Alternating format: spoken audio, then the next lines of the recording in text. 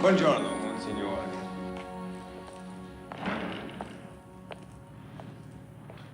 Alfeo. Stefano. Everyone was shocked at my coming here. They think I'm trying to steal your show. You've helped make it. I thought I wouldn't see you till the ceremony at St. Peter's. I won't be there. I'm going to Warsaw tonight to meet with the Cardinal Sapienza, and I won't be back till you've left for America. So I thought I would take this chance to tell you, well, nothing really. Just to have a look at you and our old school and slip out of here as inconspicuously as I can. I'm glad you decided to forget protocol. I would have hated not seeing you at all, especially the way things look. Yes, Poland seems to be Hitler's next target.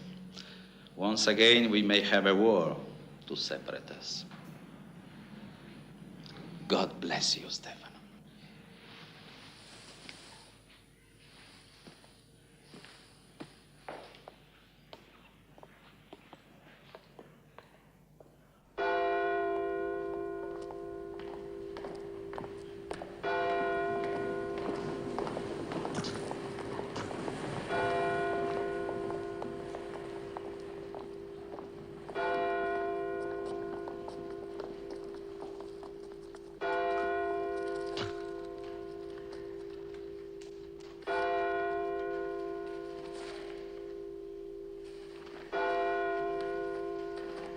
Sanctissimus Dominus Noster Pius Papa Decimus Secundus, in consistorio secreto hodie mane habitum, benigne dignatus est in patrum cardinalium collegium coptare, excellentissimum et reverendissimum Dominum Stephanum Formolia Archiepiscopum Baltimorensem, qui guidam in diffusa caricata benedicibus supernum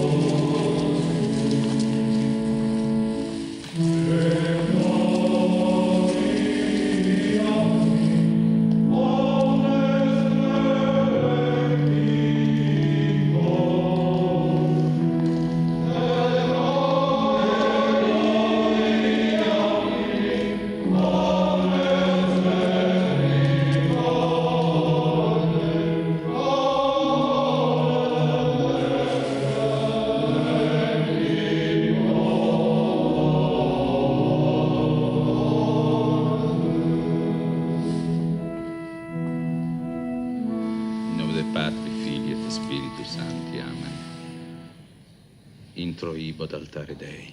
Accedant omnes qui ordinandi sunt ad ordinem presbyteratus. Reverendus Dominus Guglielmus Mecriri. Ad sum. Reverendus Dominus Robertus Hull. Ad sum. Reverendus Dominus Stephanus Fermoil. Ad sum.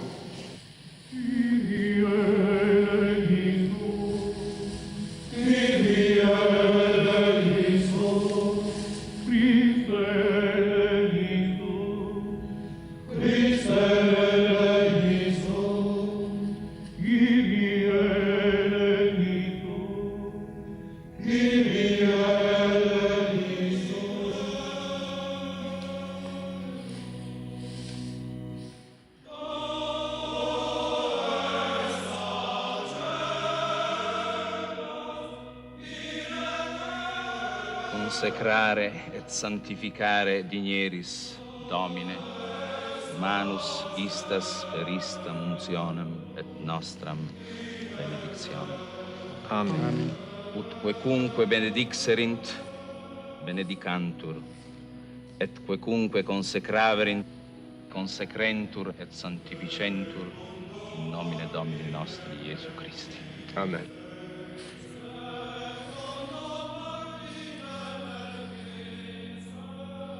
Accipe potestatem offerre sacrificium Deo, missasque cerebrare tam pro vivis, quam pro defuntis.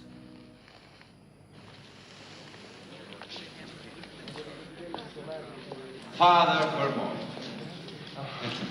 Your Excellency. It's a day of glory, Stefano.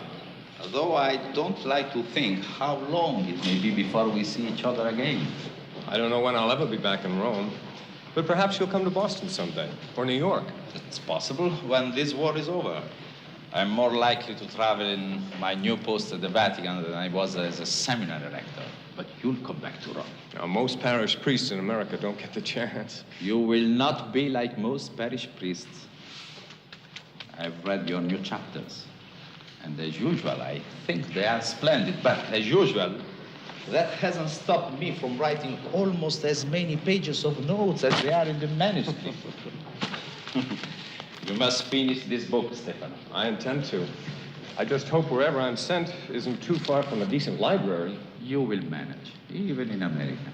Over the years, I had very few students with your special talents. Not only scholarship, I've watched how you handle people. I have even watched how you handle me. If you noticed, then it wasn't very skillful. I am an unusually observant man. Seriously, Stefano. I expect a lot from you. You have a fine mind and a way of coming to grips with life that is, well, Roman. Your Excellency couldn't have chosen a word to flatter me more. But you also have a drive that can be described only as American. It makes a good mixture. We need that drive over here. We need it now in this war, if the Kaiser and his partners are ever to be defeated. Do you think it will happen that way? America join the Allies? As an Italian, I hope so, but what a nation will do is hard to predict. Even for a member of the Vatican Diplomatic Corps? As of today, I'm still a teacher, and I make predictions only about my students. You know the ring I wear? This one was also designed by Dolcettiano in the great days of Florence. 3 times in as many centuries, there have been 2 bishops at once in the Guarenchi family to wear them. But when my brother died, that was the end of the tradition. I want you to have his ring, Stefano. I couldn't. A bishop's ring? Not for now. For when the day comes. Keep it for then.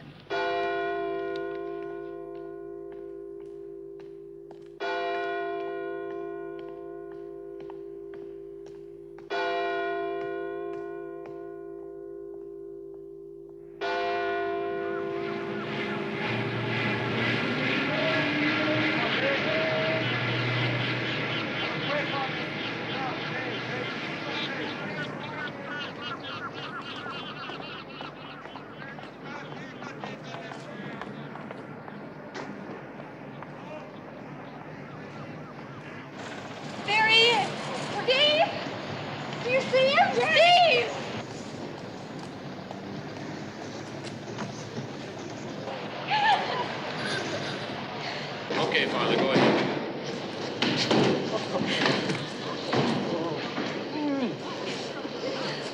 Rory. Hello, Frank. Money. Is that really my little sister? Notice anything different?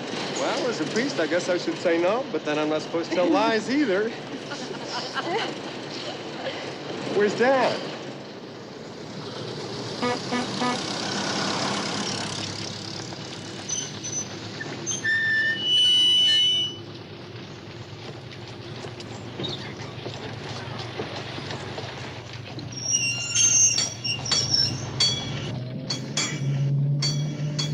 I hear the clergy travels free of charge on Dennis Fermoyle's car. Is that a fact now? The hell you say? Steve. Hello, Dad. Look at him now, will you? Stiff as a board he is in that fine Italian suit. But no matter. We'll soon wilt the Roman starch from that collar of yours. Dad's already talked to his old buddy, Monsignor Monahan. Don't make it too easy for my boy, Dad said. Not good for his character. I said no such thing. He made him promise not to promote you to bishop the first day. But you're going to be, aren't you, Steve? He can't avoid it. It's practically impossible to make cardinal unless you're a bishop first. Now pay your fares, the lot of you. This is no politician looking after his own. You get no favors from your father on the Boston Municipal. How well the new plaster and wood matches the old. They all comment on it, Connie. And what do you say to that? I say the job was done by the Cornelius J. Deegan Construction Company without charge as a donation to the parish. That's telling them, Monsignor. But let me give you some of my cards for next time it comes up. They remember the name better if they see it written. Thank you. I'll see to it they find the way to the right pockets. You do that.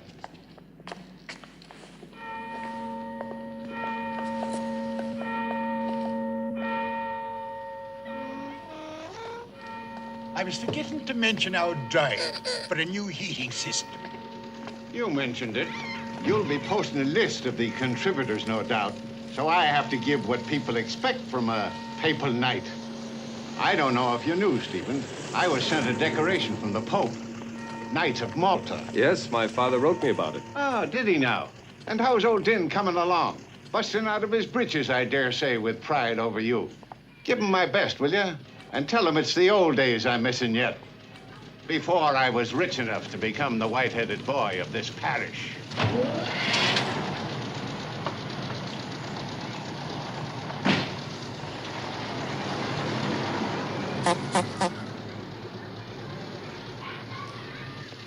Look at the size of it, will you? Raising money's a necessary part of running a parish, I guess. If that fancy training of yours didn't cover the care and handling of millionaires, what is it they were teaching you then? I specialized in ecclesiastical history, the Reformation period, what led up to it, which meant learning German as well as Italian, of course. German as well as Italian, huh? Yes, in fact, I've been working on a book about the causes of the Reformation. And then, of course, the Council of Trent and the Counter-Reformation. Council of Trent, eh? Yes, I feel that the churchmen of the time were late in recognizing both the growth of nationalism and the development of scientific thought, and that hastened the Reformation. Oh, that's the thing did it, was it? Well, of course, nothing is ever quite that simple or straightforward, but... I disagree, Father. Let me give you an example. The year is 1917, and this is the city of Boston. Boston, not Rome. You understand the difference. That is the Church of St. John's, and you are the new curate here. All simple, straightforward facts. Are they not? Yes, Monsignor. Well, now, I don't suppose during the course of your elegant education, you ever drove a milk wagon. No. I did, as a lad. And I learned how to tell a good milk wagon horse 10 blocks away. You get my meaning, Father? 'Tis a milk wagon horse I'll be wanting for a curate, Father. We don't need any race horses at St. John's. The Monsignor. Quite a man, isn't he? Yes, he's quite a manager. They don't call him Dollar Bill Monahan for nothing. You'll not find the likes of him in Rome. No. So, which is it you want to be? A historian? A diplomat like your Roman friend? Bishop Quarenghi. Or a good priest like Bill Monahan? Both. But if you had to make a choice between the two... A good priest. The very best priest in all the world? Mm-hmm. The best priest in the world.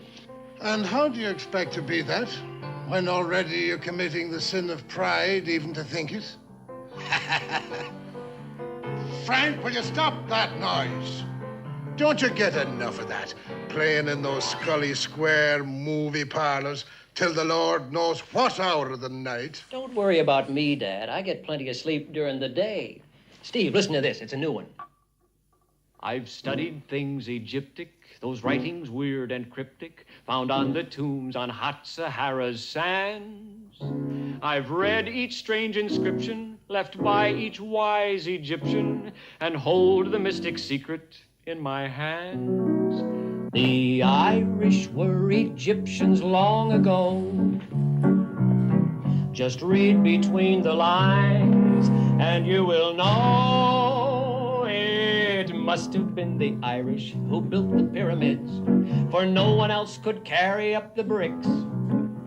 It must have been a Doyle who dug the River Nile, for no one but an Irishman would fight Dinner's to ready. crocodile. I think these Oh, men shouldn't we swear wait to for Mona? She's due back from the library They any speak minute. of Irish The library? today. Is that where she told you she was Cleopatra going? was a colleen. What do you mean by that, Flora? Connemara. I mean, she's more likely out with Ike Rampell. His name's not Ike, it's Benny. Ike, Benny, what's the difference? There are enough Catholic boys in this parish without you having to run around with a rag-picking Jew. He's not a rag picker. He is studying to be a dentist. He's still a Jew. I'm sick and tired of having to do all the work around here while she's out with that sheeny boyfriend of hers. You like it better not having any boyfriend at all? Slut!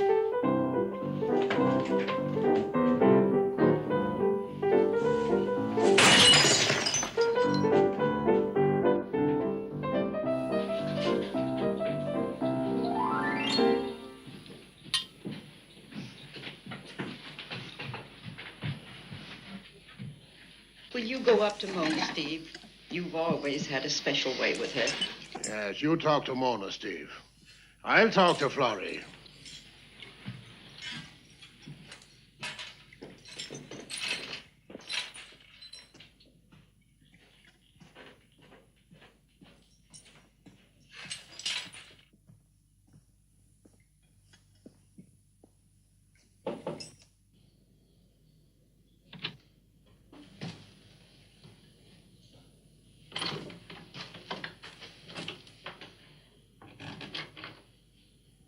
Monty?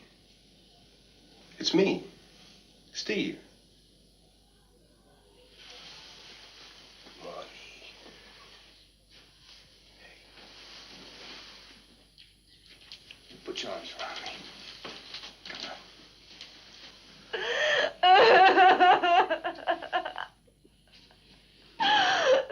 Remember the bear hugs you used to give me when I take you down Crescent Hill on my double runner?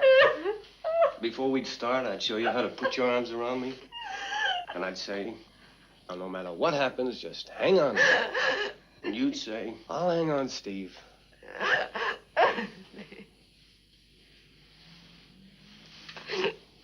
What am I gonna do? I'm in love with Benny.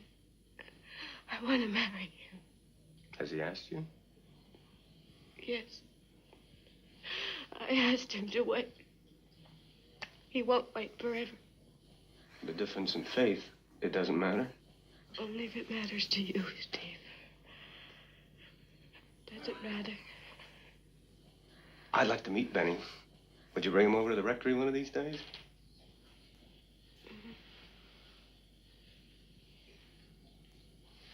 I'm glad you're back. You're gonna fix everything. I'm so glad you're home.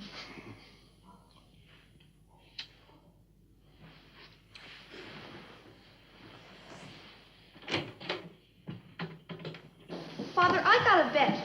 What about? Well, Chick here, he says that only Catholics can get into heaven. Everyone knows Protestants can't go to heaven. Why can't Protestants go to heaven? Anyone have an answer for that? Father! Because they ain't Catholics. Now, how does that strike the rest of you? Chick's right. You're all wrong. The Catholic Church teaches that it's possible for anyone, Protestant, Mohammedan, Jew, anyone who does God's will according to his conscience, to go to heaven. Well, then what's the use of going to all this trouble to be Catholic? Yes, Father. What's the use? Well, we'll take that up next Sunday. I think we've all had enough for today. Steve, this is Benny. Benny Rampell. How do you do, Benny? How do you do, Father? The kid had a point there, don't you think? Have you ever thought about becoming Catholic? You know, my parents aren't too keen on the idea of my marrying a Christian either. Couldn't we just get married and then try to convert each other? No, you couldn't. For Mona to marry you at all, she'd have to get special dispensation. And you'd have to sign a pledge never to interfere with the practice of a religion and bring up all your children as Catholics. That's not exactly treating the two things as equal, is it? Well, it'd be hypocritical if we did. We happen to believe our church is the only true one. Well, if you're right, then your rules make sense. Well, I'm glad you think so. And if you're right, then a guy'd be a fool not to join up himself. Would you, Benny? Steve, I'm in love with his sister. I want to marry her. So if my becoming a Catholic will make that easier, I'll give it a try. Oh, Benny, I love you. Steve, you did it. Not yet, he hasn't. You're gonna have to work pretty hard. No Sunday school stuff for me. I'm up to my neck in what you call perfidious darkness. We'll do our best to turn on the lights. But hasn't Darwin kind of put the skids to Genesis? If he's done it for us, he's done it for the Jewish faith, too. Listen, if I was a good Jew, I wouldn't be here. I don't see how anybody can square this Adam and Eve business with evolution. Why not? Good afternoon, Monsignor. Father? Betty? Good afternoon, sir. How are you getting along? All right, I guess. Well, go ahead. Don't let me bother you. Father Fillmore was asking you why not. Because they're mutually exclusive. Not if you separate what is essential in the Bible, what affects matters of faith, from the names and physical details that don't have to be taken literally. Dogma is that there was one pair of first parents from whom all mankind is descended. That truth remains whether or not evolution was the method by which God chose to create them. I've been working on a quite similar question that came up when Copernicus and Galileo made their discoveries about the mechanics of the universe. What's that? It's a book I've been writing. In my spare time. I borrowed a quote on the subject from Bishop Quarengi, my teacher. Sacra scriptura ostendet non motus celorum, sed viam ad celos. Well, why didn't you say so in the first place? I mean, that makes everything clear. The Bible teaches not how the heavens go, but how to go to heaven. That's a pretty phrase, Father, but aren't you getting a little bit away from the usual instruction? Well, Benny's a tough nut to crack. There's nothing tough about it. What it all amounts to in the long run, Benny, is faith. You got to have faith. Unfortunately, that doesn't seem to be contagious. What's going on out there?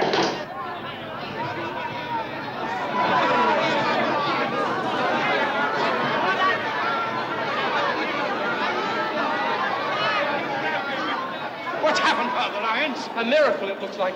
There's blood coming from the statue. It's dripping from her heart. That girl there, Elena, one of the new Italian immigrants. Her husband was stabbed yesterday. He was dying when they took him to the hospital. So she came here. She prayed to the Blessed Mother to save him. She lit a candle in front of the statue. And then she went back to the hospital, and her husband was sitting up in bed asking for pasta. Get over there, quick. Speak Italian to them, but for heaven's sake, get them out of the church.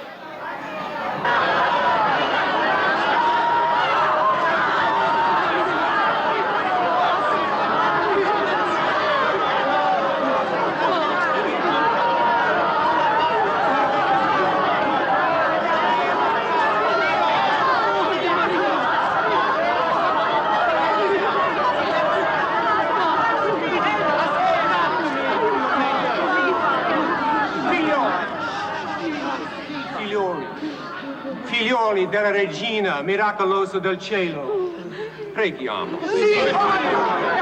Inghiolandiamo di fiori la Vergine benedetta. Inghiolandiamola coi fiori delle sue litanie.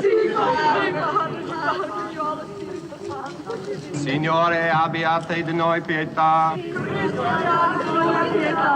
Signore, abbiate di noi pietà. Cristo, ascoltateci. Santa Trinità, un solo Dio. Figlio Dio, Redentore del mondo. Spirito Santo Dio. He sure does have a way with them. Santa Madre de Dio.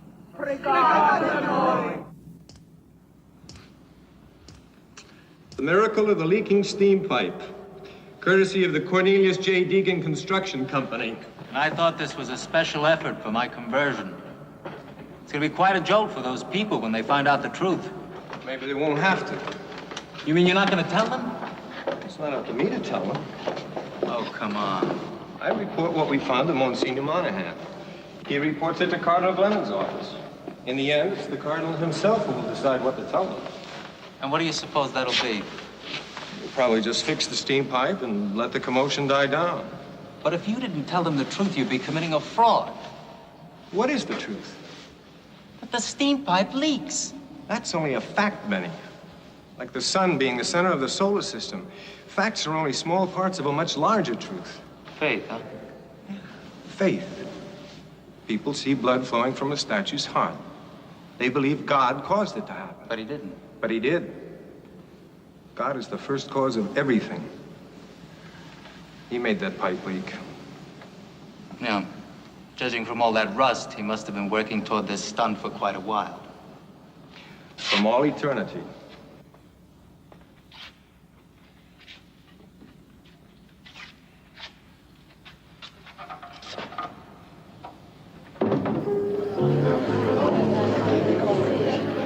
Frank? Nice party. How you doing? Well, so far I've met the Flynns, the Foleys, the Flahertys, the Deegans, the Dugans, the Donahans, the O'Connors, the O'Neills, the McMahons, and all the Clan O'Toole. You make it sound like one of Frank's songs. Well, after the Irish, the Germans ought to be a cinch. You'll take the war in your stride. Except for one little problem you can help me with. Whose side is God on? I mean, is he an Englishman, Frenchman, German, or is he an American? Well, he certainly could have his pick. They all claim him. Happy? I've never been happier in my life. How'd you like to meet the Rampells? Oh, I'd like to very much. Mom, Dad, I'd like you to meet Mona's brother, Father Steve. How do you do, Mrs. Rampell? Mr. Rampell? Hello. I feel for you both. There's nothing quite as lonely as being in a crowd of total strangers. Not entirely strangers, Father. There are several men here I've done business with for years, including our host. Of course, I've never been invited to one of their homes before. Or invited them to yours. Or invited them to ours. It's quite true. All right, you mix. Let's have a little quiet here. I want to propose a toast to Mona Firmoil and her soldier boy. There they are. In case you haven't already met him, the lad's name is Benny Rampell. But don't let the name throw you. I have it on reliable authority that it's soon to become a good Catholic name. And as soon as that happens, and I have this on good authority too, that same good Catholic name will become Mona's. Yeah! So what do you say? Let's just tack an O in front of it and make the whole clan of them honorary Irishmen. Now we know the answer. God is an Irishman. Come on. For no one but an Irishman would fight a crocodile like in these mixed words.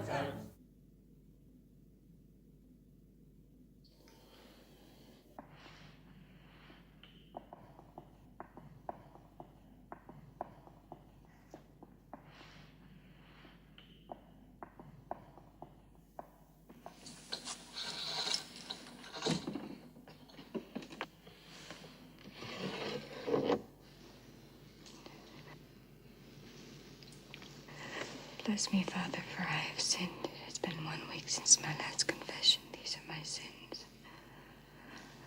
Yes. I slept with a man. Are you engaged to this man? Yes. Couldn't you have waited until you were married? Steve, you didn't persuade him. Then he's not going to become a Catholic. I thought if we made love, I thought I could make him change his mind. Steve, I'm so miserable. Oh, honey. Please help me. Will he agree to let your children be raised as Catholics? No. He says that isn't fair. He won't marry me at all unless I take him just the way he is. Then you cannot be married. And he says let's leave all religion out of it and get married by a judge. That wouldn't be a marriage. You'd be living in mortal sin. What else can I do? Why do you think I came here, Steve? I want you to tell me what to do. Hard as it may be, you must give him up.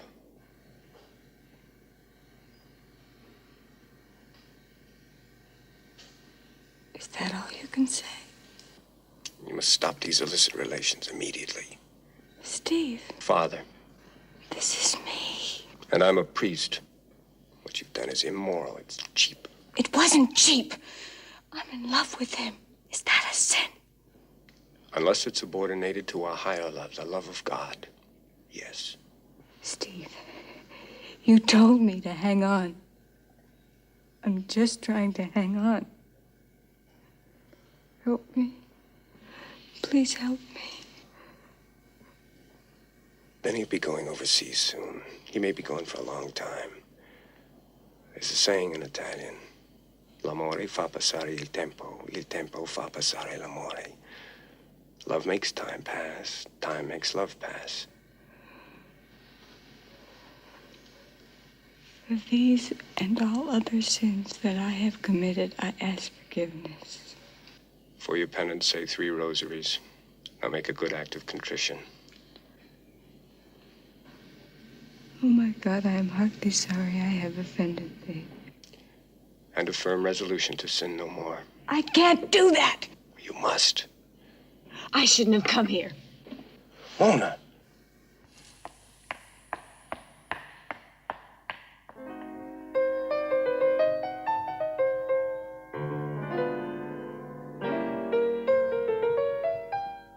Cardinal Glennon will see you now, Father.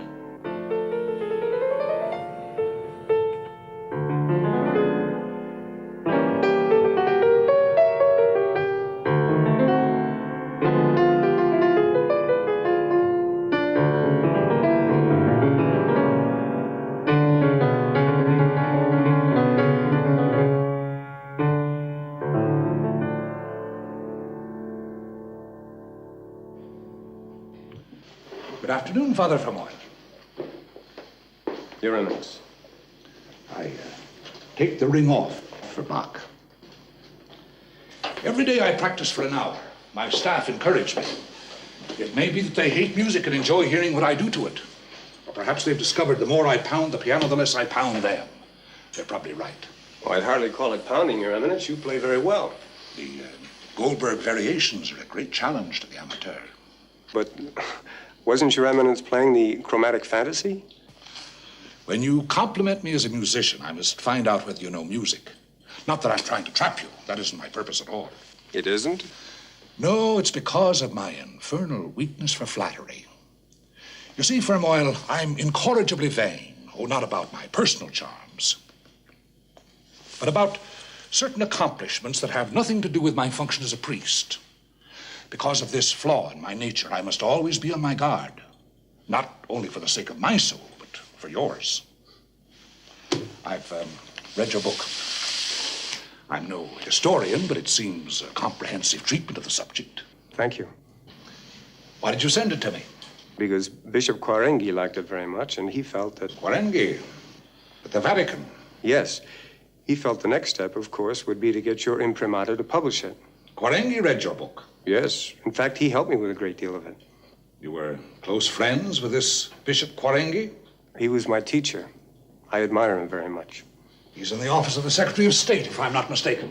Yes, he's assistant to Cardinal Jacobi. Jacobi, whose main passion in life is to guard the Holy Father from contaminating contacts with non-Italians.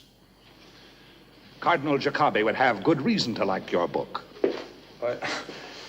I'm not quite sure I understand. Because it deals with a time when the Western Hemisphere had little or no ecclesiastical significance. Tell me, why did you write it? Why? Yes, why? For what reason? What did you expect to gain by it? I didn't expect to gain anything. Fame? No, it was just... Admiration in Rome? With the subject interested me. A job, perhaps, in the Vatican? No. In the office of the Secretary of State, close to your Italian friends? I thought it was a field that had been neglected and... Come now, examine your motives. You are an ambitious priest. No. I recognize all the symptoms. You feel you're too good for parish work. Well, I have never said that. Don't you think you're wasted here? Your gifts for language, for scholarship, diplomacy, all these are wasted at St. John's, aren't they? Admit it. No, Your Eminence. The truth. I will serve wherever I am sent. Father Fermoil, do you think there is more in you than being a mere parish priest? The truth. Of course I do. Ha! You wanted the truth, Your Eminence. Ambition is a disease in any man, and a priest it can be fatal. But at your age, it may still be curable. We shall begin your treatment at once. Cold climate, simple diet. Stonebury, perfect. Stonebury will be your spiritual sanitarium. You are now curate at Stonebury. The parish church is called St. Peter's, no irony intended. You will assist Father Halley, a truly remarkable man. As a pastor, he's a total failure, but as an individual, he is without vanity, ambition. From him, you can learn humility. Goodbye, Father Vermoyle.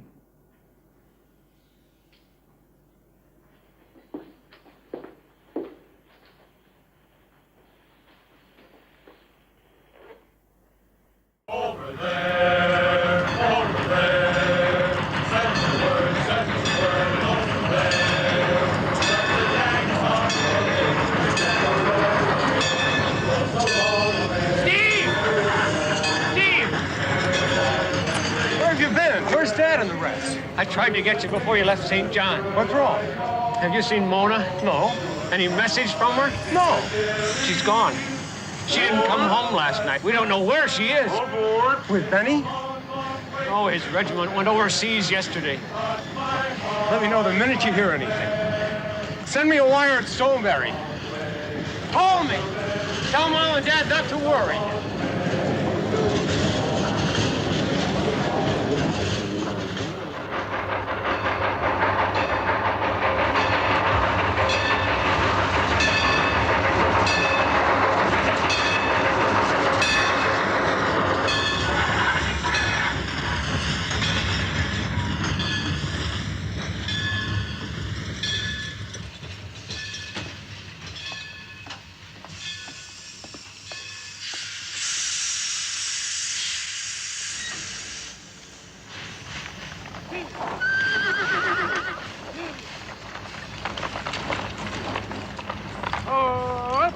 Father Vermoyle. Yes. Bonjour, Father. Jean-Henri. Father Ali sent me to pick you up. Me Hercule Monton. Oh, I'm very glad to meet you, Hercule. Ah! Oh, no!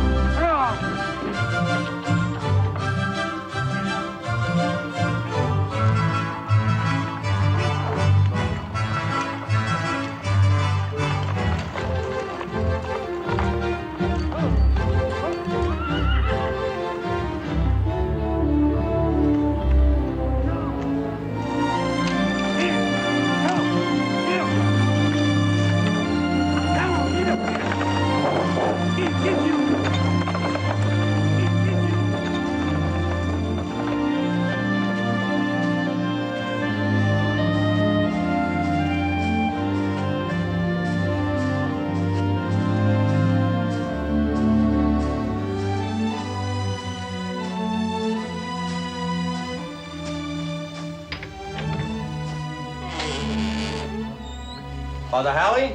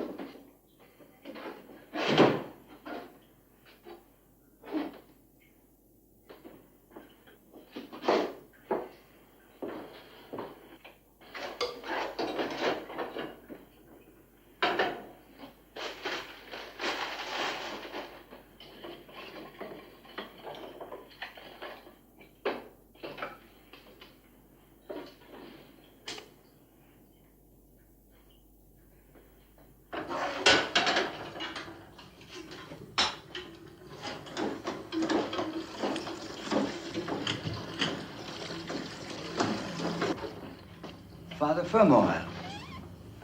Sorry I couldn't beat you myself. Well, I was glad to be met at all. Thank you. Well, you make a good fire. Yes, I was just going to make some tea. Good, good. just take this off. Here, let me help you off with that coat. Thank you. I'm not used to company. You should ask him to send you a curate. I'm afraid I've had too many favors from His Eminence. Besides, there's hardly enough revenue here to support one priest, let alone... Well, things will be looking up now that you're here. And then I had a remarkably good collection Sunday. It's quite a haul for St. Peter's.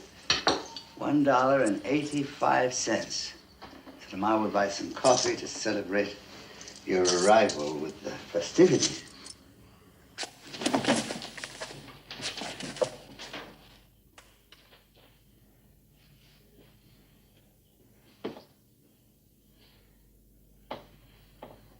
What's the matter? Nothing. You should be in bed. No, this'll pass. It always does. Father, you're sick. I'm not sick. Sit down. Let's have some bread and tea. I'll be back. Have some fish. No, thank you. This is enough. I always eat my principal meal at midday. Would you like the fish? No, thank you. In the morning, I'll show you around the parish. Why don't you rest tomorrow? I can manage alone. Bless us all.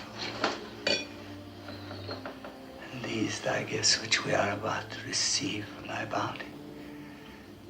Through Christ our Lord. Amen. Father, I insist you eat that fish. You must be hungry after your long trip.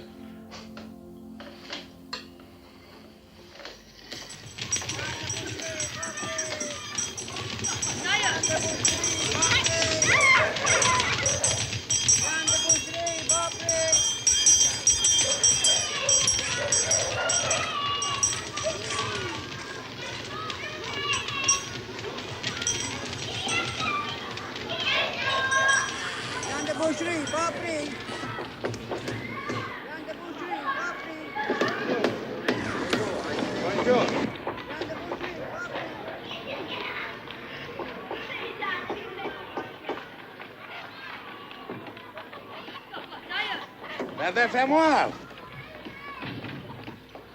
Good morning, Hercule. Good morning, Father. How are you? Come in, come in.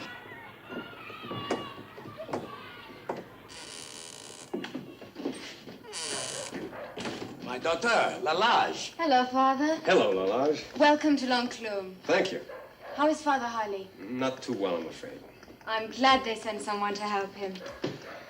And this is my wife, Adele. Will you stay and eat with us, Father? Oh, well, I... Don't worry, there's plenty. No, thank you. I'd better be getting back to Father Harley. Wait.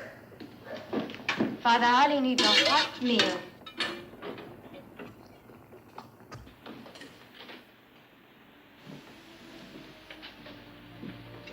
This will make you feel better. Oh, yes. Yeah.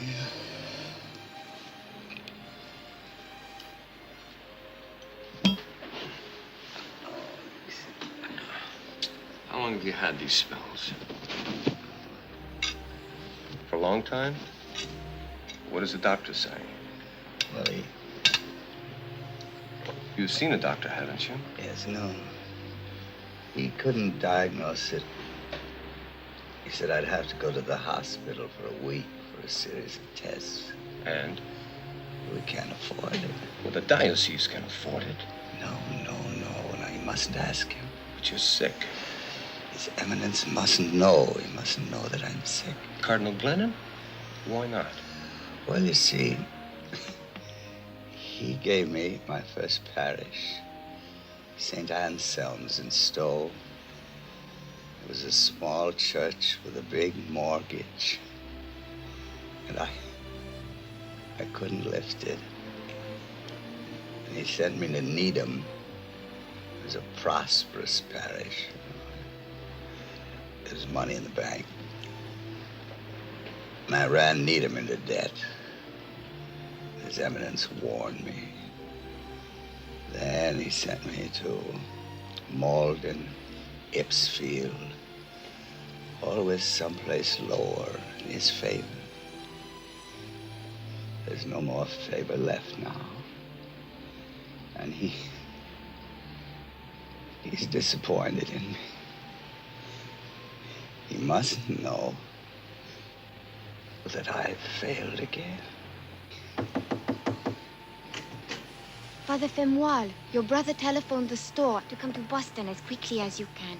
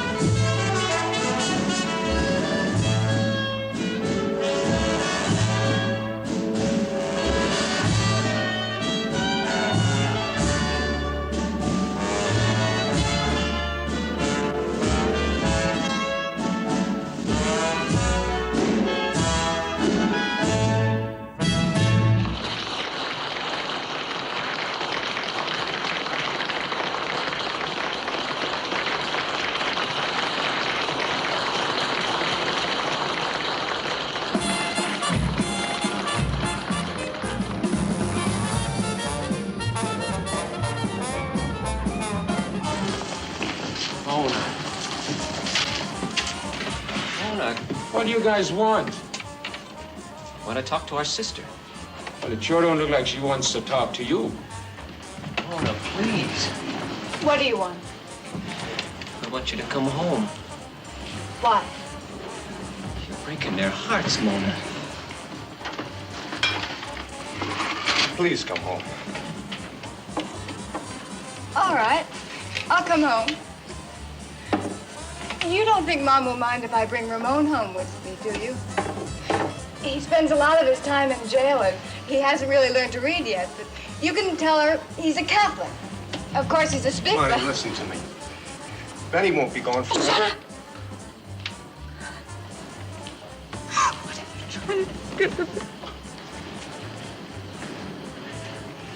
We start all over again. We try to work out a way that you and Benny can be married. I promise you, I'll do everything I can. You leave me alone. What do you want from me? I just want you to be happy. Is that all? Don't you want to forgive me, too? I mean, isn't that what you priests usually like to do the most? He's not your enemy, Mona. God will forgive you. Then will you hear my confession, Father? I'll be glad to hear your Bless confession me, Father. at the proper time Bless and at me, the proper Father, for place. I have sinned. Monty, don't do this. I'll do anything I damn well please. No, I've had it. I'm through. I'm through with you, and I'm through with your pious, mealy-mouthed, hypocritical religion. And I'm through with your God, too. And the next time you talk to him, you just tell him that for me. Come on, lover, let's dance.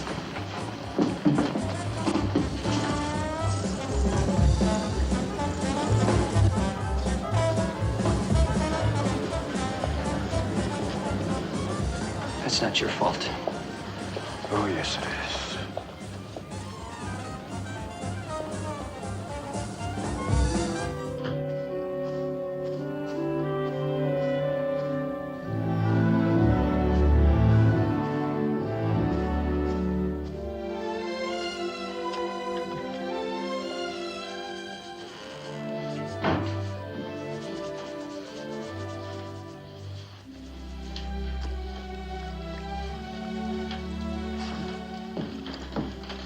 Lalash, Hello, Father.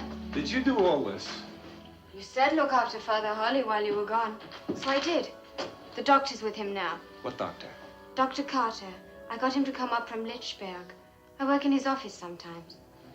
Well, now that you're back, I better be going home. It was very kind of you to do so much. It's very little compared to what he has done. Father Hallie? When I was a child, Grandmère died. She was very old, very frightened, very religious. Father Holly was sick himself, but he stayed with her night and day, prayed with her, helped her die well. I'll be back to fix supper.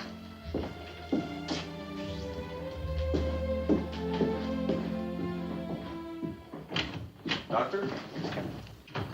Father Fermoil, I'm afraid your pastor is a very sick man. What is it? The name of the disease? No, I can tell you that, but very little else about it. It's called multiple sclerosis. We don't know its cause, and there's no cure for it. It's a breakdown of the entire nervous system. It can develop quickly or slowly, but always in the same direction. Well, how far has it gone with Father Hallie? Near the end. Has he always had this lack of energy? I think so. I'm not sure how long, but... Chances are he's been slowly dying all his adult life. It's amazing he was able to function at all. What can we do for him now? Oh, he'll need full-time care. He ought to be in a hospital or a nursing home. No. If he's going to die, he'll die as a pastor in his own bed and in his own parish. That's liable to be harder on you than it is on him. Thank you. You, give him this as directed. Is this medicine very expensive? Yes. And the longer he lasts, the more it will cost.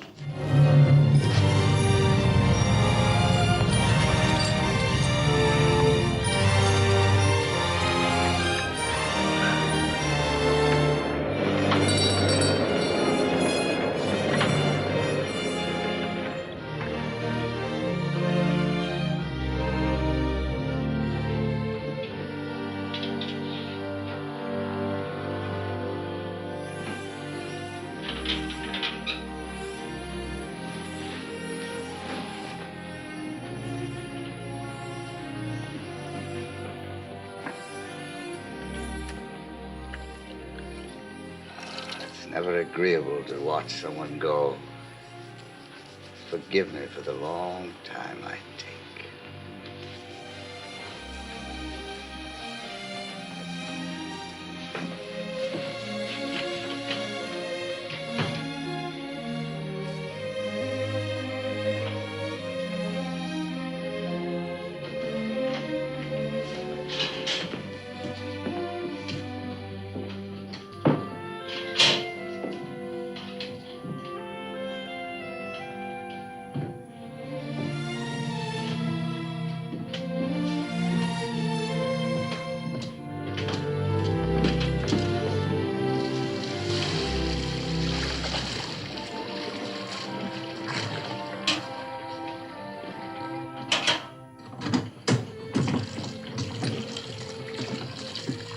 Doesn't any of this bother you?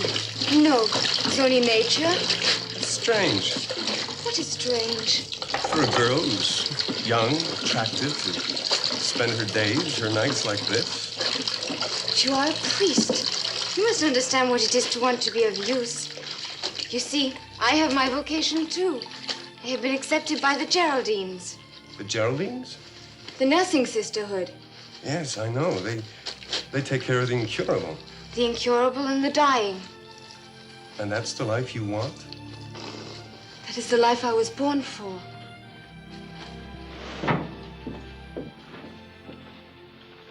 Did you ever see this ring before? Yes. It used to be mine. Where did you get it? It was given to me. By whom? By a friend. Where did you get the ring, Your Eminence? Your fence, I believe you say in the underworld, was pinched. One of the items recovered was this ring. The police thought it might have been stolen from a bishop, but the Karaguzian twins claimed they bought it from one Father Fermoil. Of course, we've never had a priest working with the mafia before, but I suppose during your stay in Rome you made many interesting contacts. Well, I had no choice, Your Eminence. I had to work my way through the seminary selling opium in St. Peter's Square. You're not afraid of me, are you? No. Why not? Most people are. Maybe it's because you remind me of my father. He's sometimes called Din the Downshouter, but his roar is the only fierce thing about him. He's a lucky man to have a son who's not afraid of him. But about this ring, why did you sell it? I needed the money. What for? For private reasons, Your Eminence. There are no private reasons between a priest and his archbishop. I needed the money to pay for Father Halley's medical expenses. Is he ill? He's dying, Your Eminence. Why wasn't I told?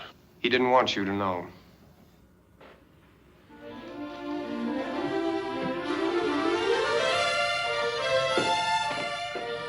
Father O'Brien, have the car brought around.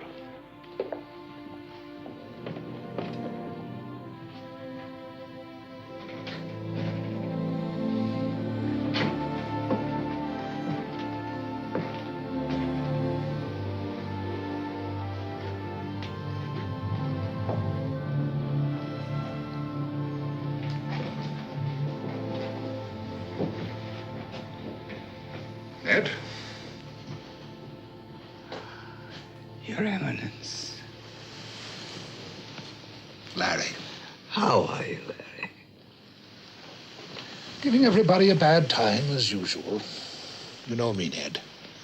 I've let you down again. Oh, no. It's I who've let you down. Who else would have put up so long with an old muddler like me? You're no such thing. Now, Larry, no more of that silver tongue of yours that we always said would talk you to the top. The top of a mountain of worldly vanity. I do want to thank you for giving me this parish. The poorest in the diocese. It was rich to me. And then you sent me Father Fermoil. A vain, ambitious Roman puppy. It's rather like you were, Larry.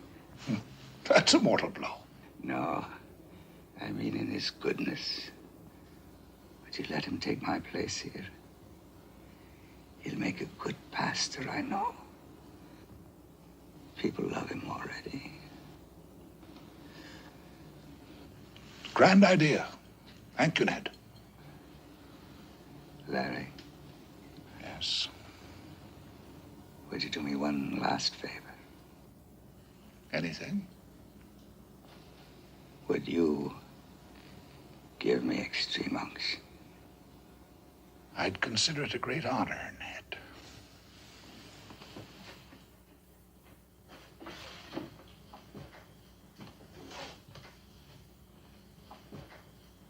Axoic domoi. Et omnibus habitantibus in ea.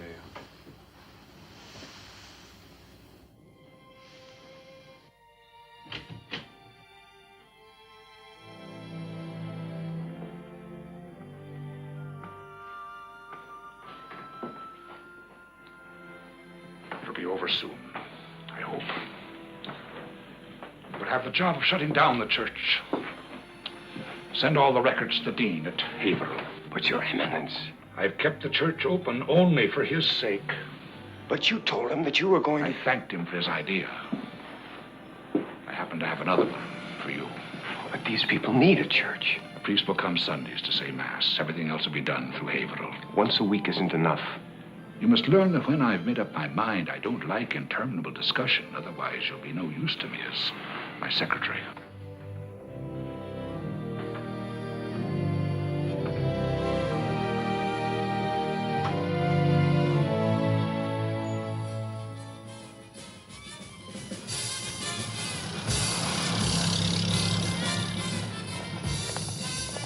Are you sure it's the same guy? Absolutely.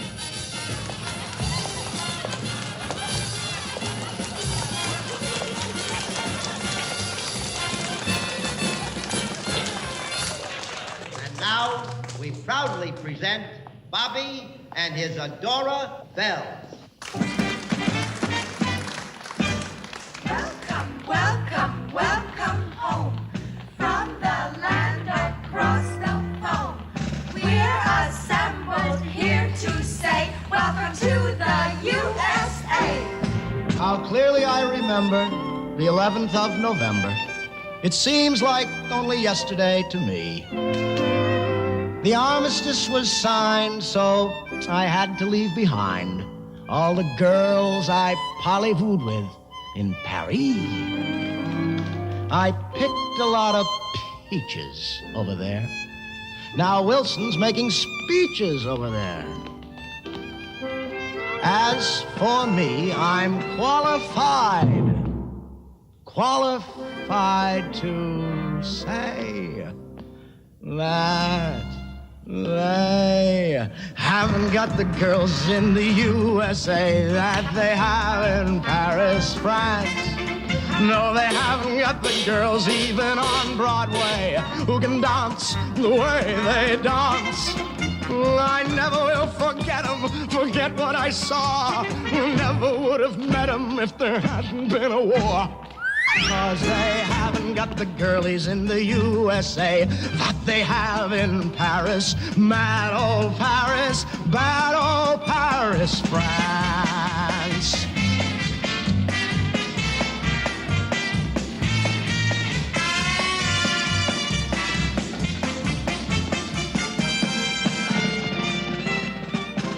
May we speak to you, please? Sir? Well, of course we wouldn't know what the French girls do, 'cause we've never been to France. But we have a lady that we could do it to if we only had the chance. Perhaps you didn't miss us while you were away, but once you start to kiss us, you will never, never say that they haven't got the girlies in the USA that they have in Paris. Mad old Paris. Mad old Paris. Mad old Paris. Who needs Paris? Who needs Paris? Mad old Paris.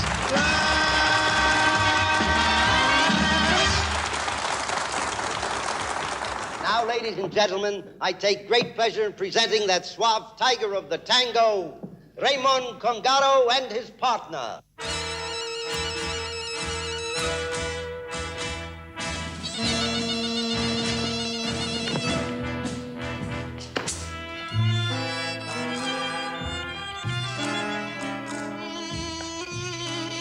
That isn't Mona.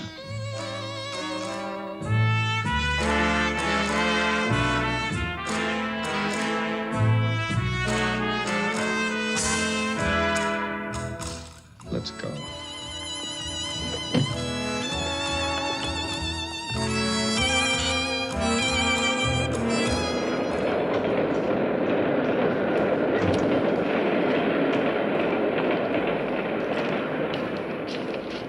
Where's Mona? I don't know. Where is she? I haven't seen her for 5 months. Where'd you see her last? In Albany. She left the act there. You mean you left her there? No. I told her. Told her what? I told her I'd pay. Pay for what? For an abortion. But she didn't want. Great. Our only lead, and you have to knock him cold. What's going on there? It's our friend, officer. He's a bit under the weather, I'm afraid. But you know how that is, what with the chilly night and the need for a nip to keep a man warm. Could I be getting your friend a cab? That would be most kind of you, officer. Where is she? 5 Stanhope Lane, I think. A noble and lonely task it is, preserving the law and order on a night like this. Thank you, officer.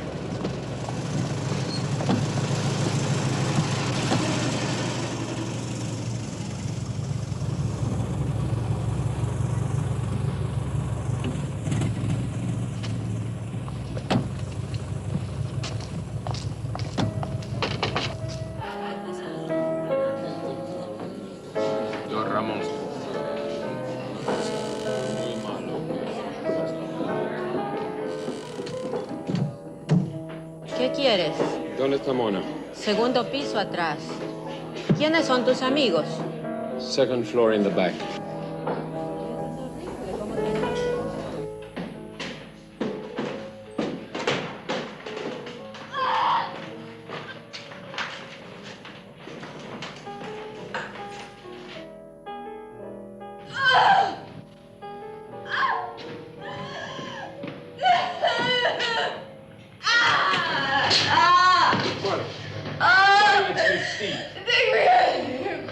on, Jane. Just hang on. Please. Oh.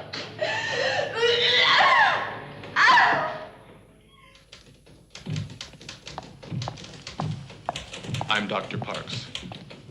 Are you the husband? No. She has no husband. She's our sister. Your sister's been in labor for several days. She's lost a great deal of blood. Why has she received no medical attention? Because we didn't know where she was. Her pelvic structure is abnormally small. The child's head is unusually large. Normal delivery is impossible. You can perform a cesarean, can't you? It's much too late for that. But we can save her. I'll need your permission as next of kin to do a fetal craniotomy. A craniotomy? Yes. We have to crush the child's head. You want to kill the child? You can't let Mona die. I take it this is some sort of religious scruple? It's a commandment. Thou shalt not kill. But it's all right to kill Mona? If Mona dies because we won't commit a murder to save her, she dies a natural death. But the baby, we'd be taking a creature of God's, alive, with a soul, deliberately kill it. I won't permit you to kill Mona. Excuse me, there's not much time. Are you a member of this family? No. Then which of you has the final say here? He does.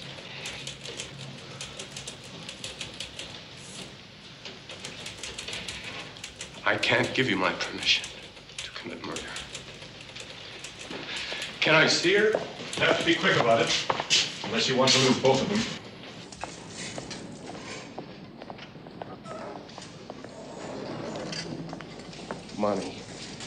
Monty, can you hear me? Here. Monty, say after me. Oh, my God, I am heartily sorry for having offended thee.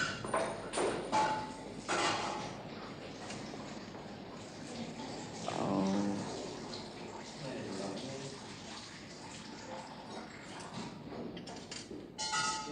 Thee. Oh, my God. God. Oh, my God. All right, Father, you'll have to go now. Ego te absalvo omnibus censuras ebigotis in nomine Patris et Filii et Spiritus Sancti. Amen.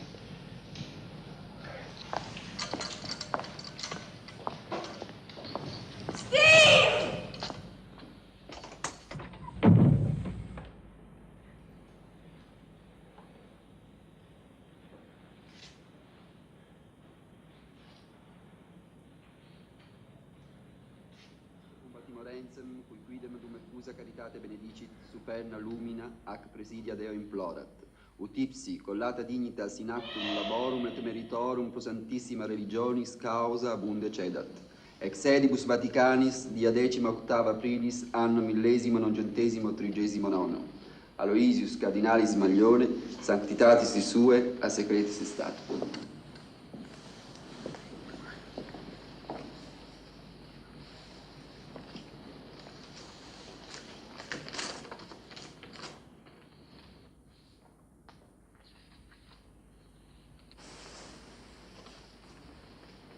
Rome, in edibus apostolicis Vaticanis dia 18 mensis aprilis anno 1939.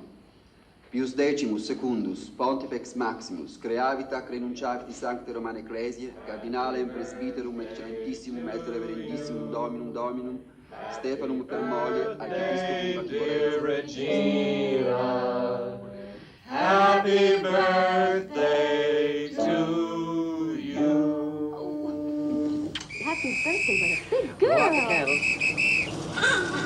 Go out the human flag. Go out the other. Go out. One more. Hey!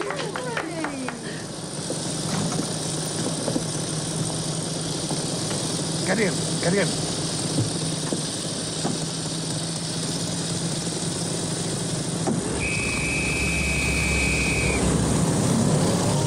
Father Callahan packed a bag for you.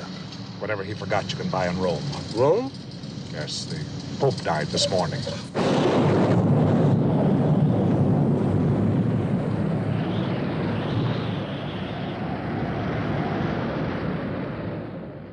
What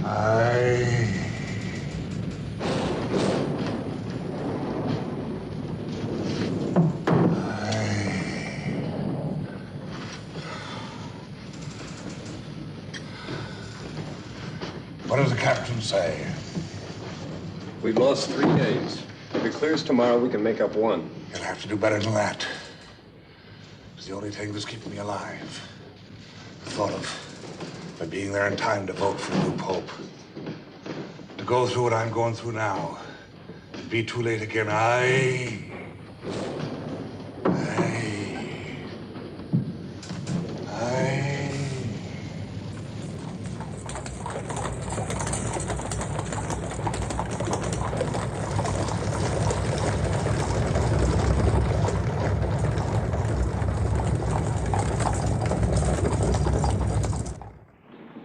Where is my trunk? They promised to send it right on. What's happening? Nothing.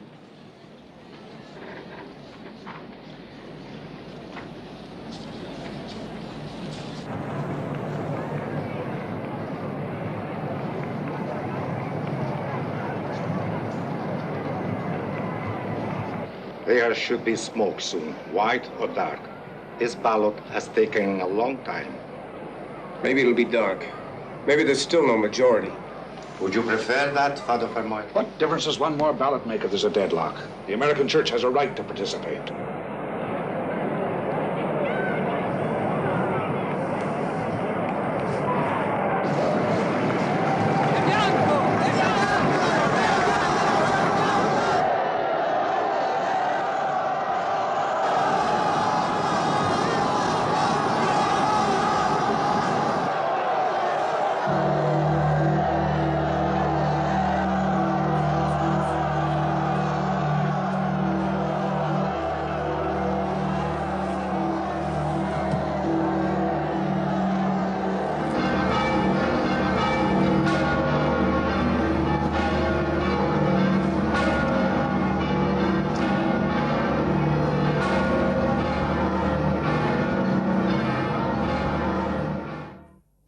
Yes, Your Eminence, right away. It's all wound up. Stephen, good of you to come down. Sit yourself. And how have you been occupied this splendid Roman day?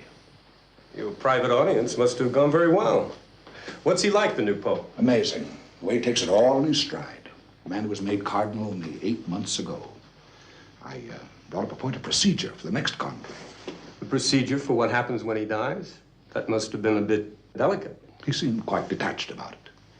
I explained that no matter how much faster ships they build, 10 days is still too short a time to get from the United States to Rome. He agreed to make it 15 days. Congratulations. That's quite an accomplishment. Not my only one today. Before I forget, your bishop's ring. You'll be needing it one of these days. The Holy Father, it seems, is genuinely interested in America. I called his attention to the almost complete absence of our countrymen from the ranks of the Secretariat of State. And there it was only a step to persuading him it would be difficult for the Vatican to function in future without your services.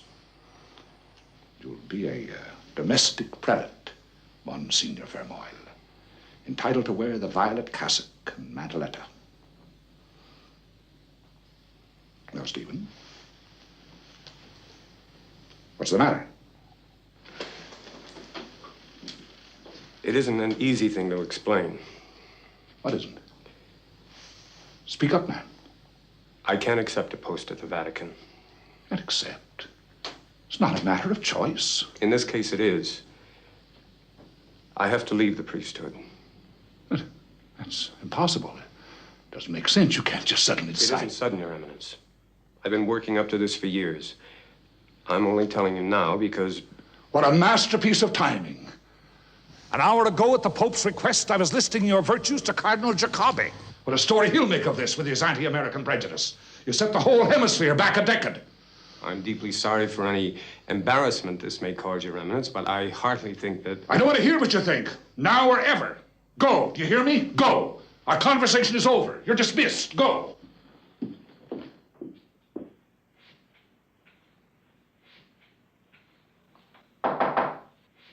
Yes? Your Eminence. You didn't even do me the courtesy of explaining why you want to leave the priesthood. I should have. I didn't get the right opportunity. It's been in your mind for so long. May I sit? Please do, Your Eminence. Why didn't you tell me before? I don't know. I wasn't clear enough about what I really thought. I must know what's behind this extraordinary decision of yours. I'm not sure I could separate one reason from the others and say that's what did it. I don't think I was meant to be a priest to begin with. It wasn't my idea. My parents decided it when I was a baby. I can't remember a time when it wasn't an established thing. Like Dad being the one to go out and earn a living.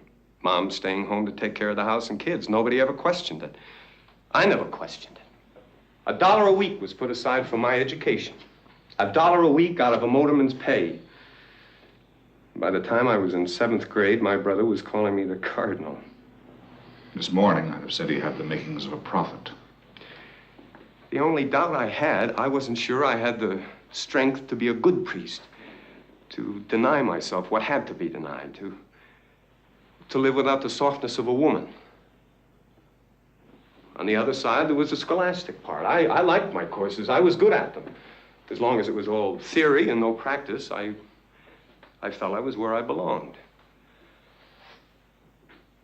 But then came the time when I was on my own. When I had to function as God's anointed. Answering people's questions about what was right, what was wrong. Making decisions for them. And one day, it was my own sister who needed my help. And I found I couldn't help her. Because what she needed was a man, a friend, a brother. And all I could be was a judge with a set of rules. And finally, the time came when my being a priest meant she had to die. I did what I had to do, I know that. What I had to do as a priest, as an agent of God's law. But I couldn't do what a layman would do in the same situation. Pretend that he'd never heard of the law. I don't challenge the rules. I just don't want to be the one to enforce them. Not for anybody's sister. I don't want the power over other people's lives. I can't face the responsibility. That's what it really comes down to. I sit in the confessional, listening to someone tell his sins. And I'm the one who's trembling in terror. I don't know what will become of me. I must find what else I can do. But I think, I pray, that there may be another kind of life for me.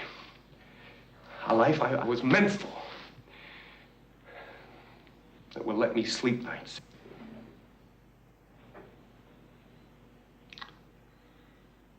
Steve,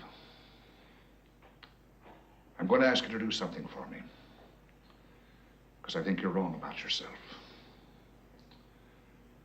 I think I can see your problem more objectively than you can.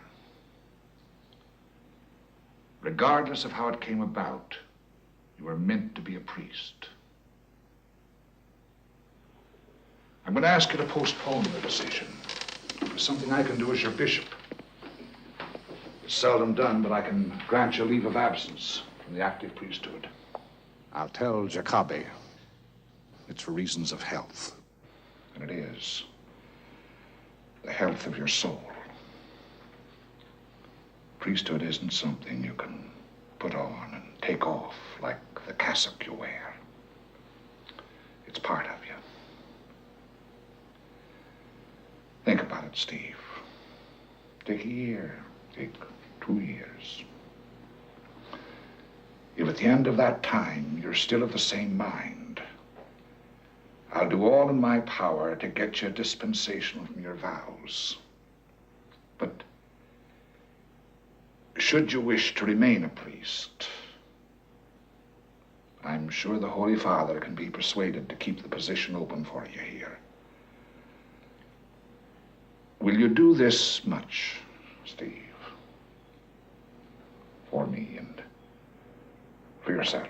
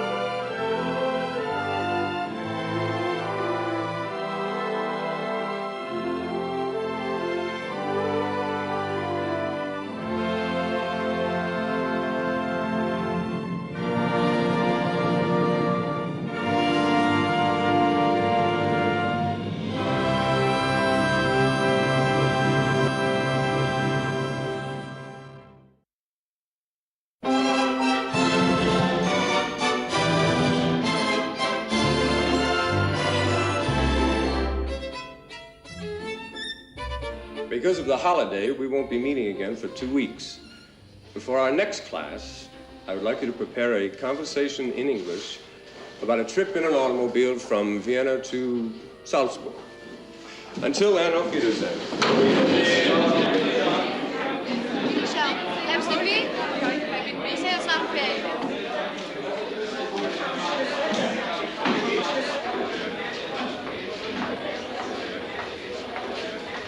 Bye, sir. I hope you have very fine holidays, and I'm looking forward to see you again in 14 days. Goodbye. Thank you very much, sir, and I hope you'll have a very good time, too. Thank you. Same to you.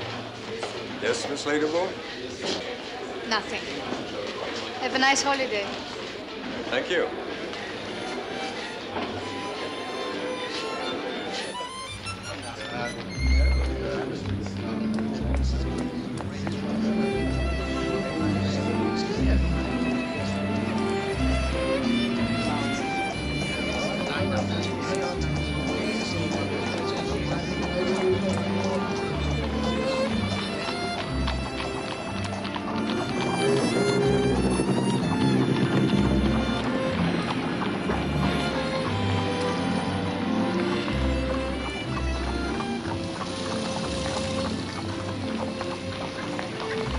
Mr. Vermoy?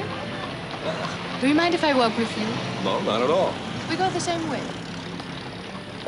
Tell me about America. In 25 words or less. Or more.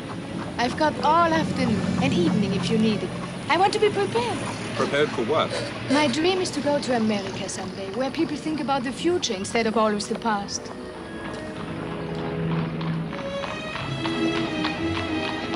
Please invite me to a cup of coffee. All right.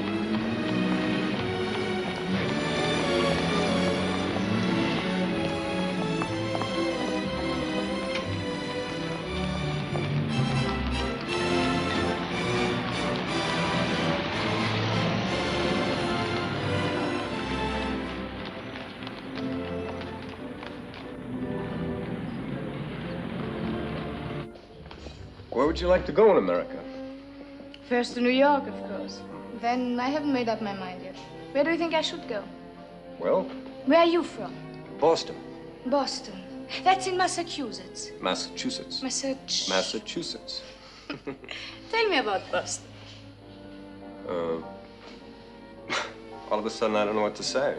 I was born in Boston, grew up there, my family. When I was a boy, we used to swim in the river. I guess that's hardly an inducement to visit Boston. I will go to Boston. Tell me, what do you do? Why, teach. No, I mean when you're not teaching. Do you go out? To the theater? To parties? Who are your friends? I try to find out, but no one seems to know. Sometimes I think all you do is sit all by yourself in that room of yours in the Stahlburggasse. How do you know where I live? I followed you. You're different than other men. From other men. You know how to wait. How to wait for what? For whom? What are you going to do over the holidays? I guess I'll just sit all by myself in that room of mine in the Stahlburggasse. You want to know something? Yes? I won't let you do that.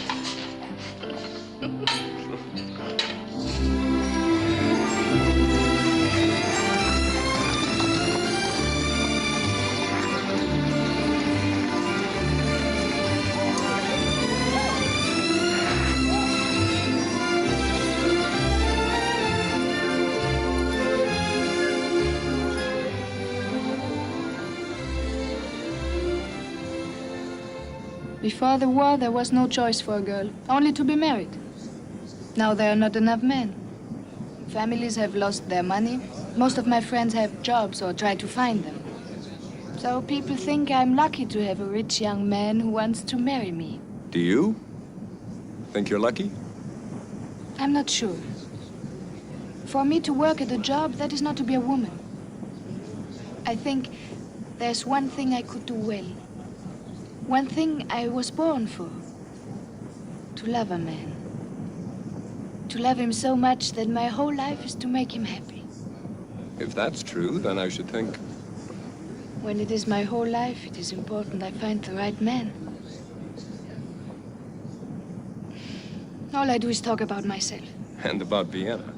And you talk about America, but never about Stephen Fermoy. Not much to talk about. I've been in Europe about a year and a half, teaching mostly. First in Milan, then Munich, now Vienna.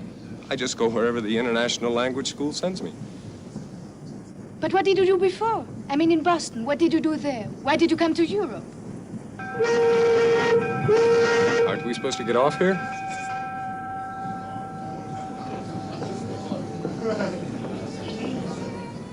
The abbey was founded in 1410. The church, built in a rich Baroque style, 1721 to 25, has a tower, possibly the finest Baroque tower of Austria. You sound like Baedeker. I'm just trying to keep it impersonal.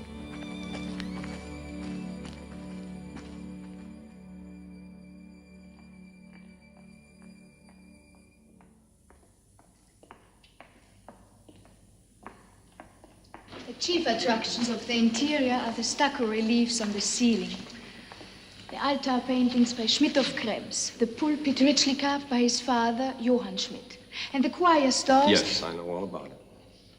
I've been here before. You have? Many times. Why? I come here to pray. You're a strange man. I'm a priest, Anna Marie. I'm on a leave of absence. Once in a great while, when a priest is unsure of his vocation, he is granted time to think about it. What happens when your time is over? I must decide whether I want to go on being a priest or ask for a dispensation from my vows, if I can get one. In the meantime, those vows are still binding. Will it be harder for you to be with me now that you've told me? No harder than before, I think. Because if I thought I was having an influence, directly or not directly, on what you will decide... Yes, if you did. I would make it, how does one say? A full-time career.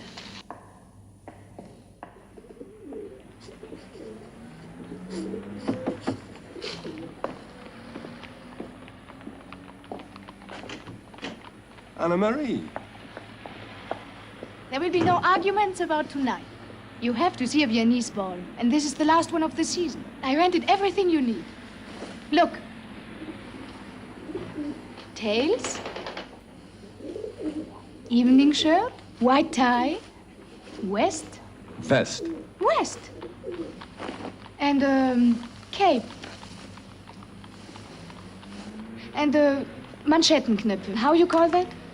Cufflinks. Cufflinks. And this? Studs. And chapeau claque.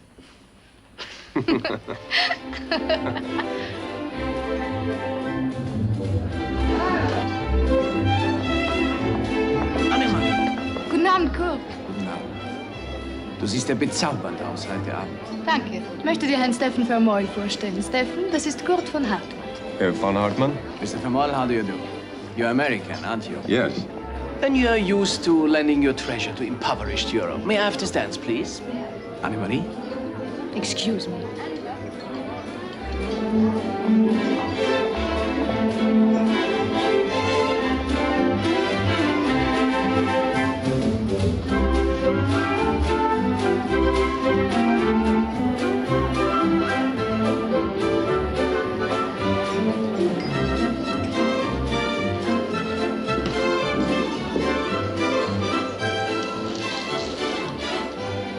Good evening.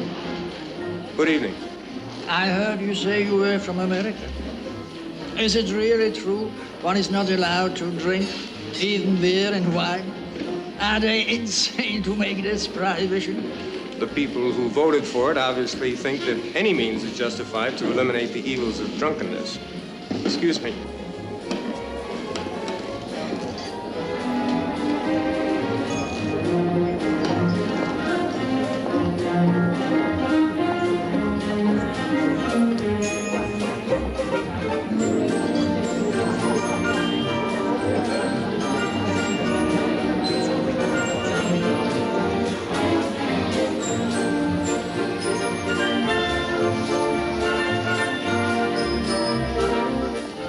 what that prohibition is like?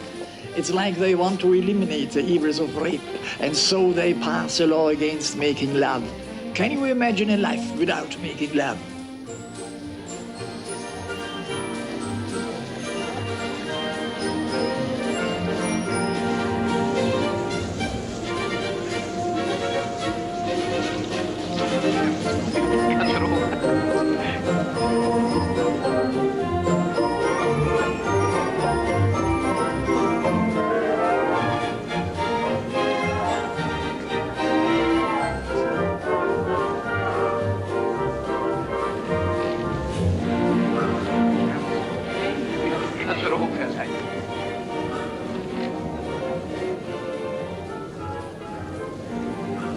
Entschuldige bitte.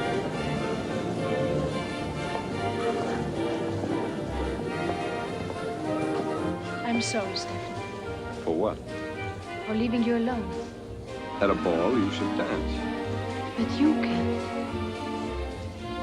He seems like a very nice fellow. Cook? Yes. Yes, he is. He's the one who wants to marry you? Yes. Are you jealous? I'm a priest, Anne-Marie. But I'm also a man. Men can show their feelings, but a priest has to learn how to hide them. I can't hide them anymore. I think I'm in love with you. I know I'm in love with you.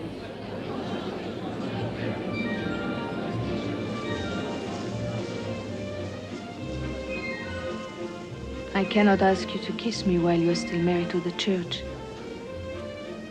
But in Vienna, even for a married man, it is a sin not to dance a waltz.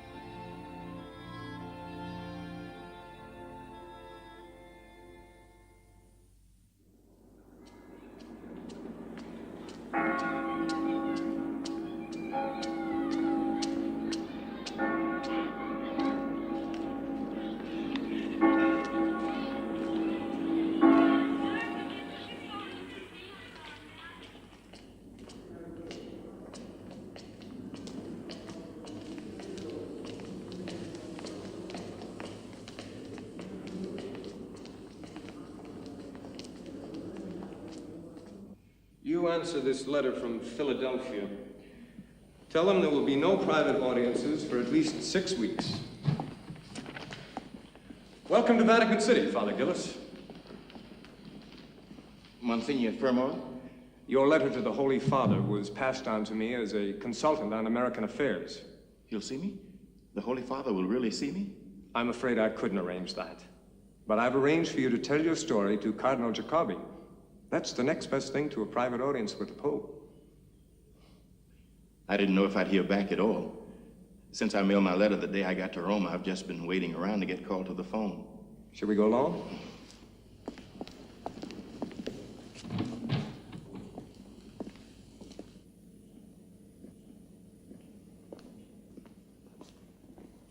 Sua Eminenza ci aspetta.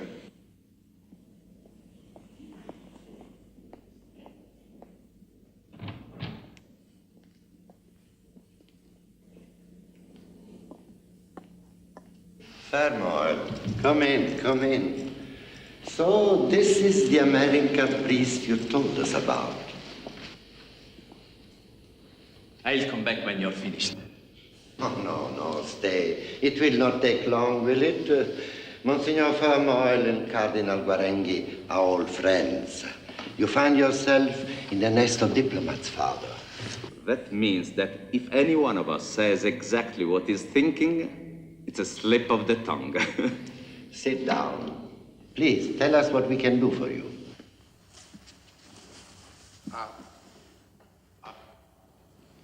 Father Gillis's parish is in the state of Georgia, a town called Lamar. His congregation raised the money for him to come here. Oh, well, that's very interesting. St. Jude, Your Eminence. It's called St. Jude, my church. The saint of lost causes. We should like not to lose this cause. You see, there is only one Catholic school in that part of Georgia. And, well, that school will not take the children of my parish because they're black. Well? Well, Your Eminence, is that a Christian thing to do? It is against Christian principles for a Catholic school to turn away a Catholic child because of race. Of course it is. But you have the most precise machinery for the proper enforcement of these principles. I did what was proper. I went to the dean of the district, Monsignor Whittle, and he said he would never, ever let colored children in that school. And your bishop? I wrote him and didn't get an answer. And then you decided that the only recourse left to you was to come to Rome and tell your troubles to the Pope? Your pardon, Eminence, but one thing happened before Father Gillis decided to come. His church was burned to the ground. Quite a few of the folks in my parish, they feel it's time to make some changes. So a bunch of them went and threw a picket line around that white school. They threw what? They marched in front of the school with signs protesting the discrimination. Then I got a lot of phone calls and letters with no names signed. And then one night, these men with white hoods, they burned my church. Barbarians. But still scarcely a tribute to your priestly discretion, is it, that your concern with these peculiar local politics has left you without a church? Politics, my dear Jacob? The desecration, of course, is a moral issue. I was speaking of Father Gillis' activities. Discrimination is a moral issue, too. It is not necessary to tell me that race prejudice is contrary to the teachings of Christ and his church. The question is whether it is wise to use methods that tend to be inflammatory. I am not sure we can afford to use methods that tend to be glacial. The truth of the matter is that to the non-white majority of the world, there is no more critical test of our democracy than Democracy, my dear Fermoil, is neither the ultimate nor necessarily the best form of government. It is simply the favorite doctrine of a country discovered by an Italian who thought he was going someplace else. Your Eminence suggests a stimulating topic for discussion, but my point is that what happens to freedom in America is important to the rest of the world. But isn't your precious separation of church and state a part of that freedom? Aren't you always telling us we may not intrude in the domestic affairs of your country in any way? By your own logic, it is foolish to challenge the deepest feelings and convictions of the people of, what is the name of the place? Georgia, Your Eminence. Georgia. Father Gillis, may I suggest that your primary obligation is not to political and social reform, but to the immortal souls of your flock. Thank you, Monsignor, for bringing us Father Gillis. We are always happy to meet a brother in Christ. E adesso continuiamo il nostro lavoro, fratello, perché io veramente non ricordo dove eravamo rimasti. Voi, fratello, vi ricordate? Sì, dove erano insorte le maggiori difficoltà nei rapporti tra il governo.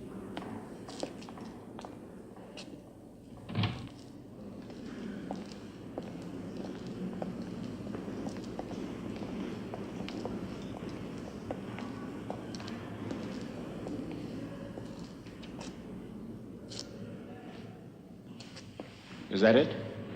I hoped we could persuade him. What will you do when you get back? Thank you for your support.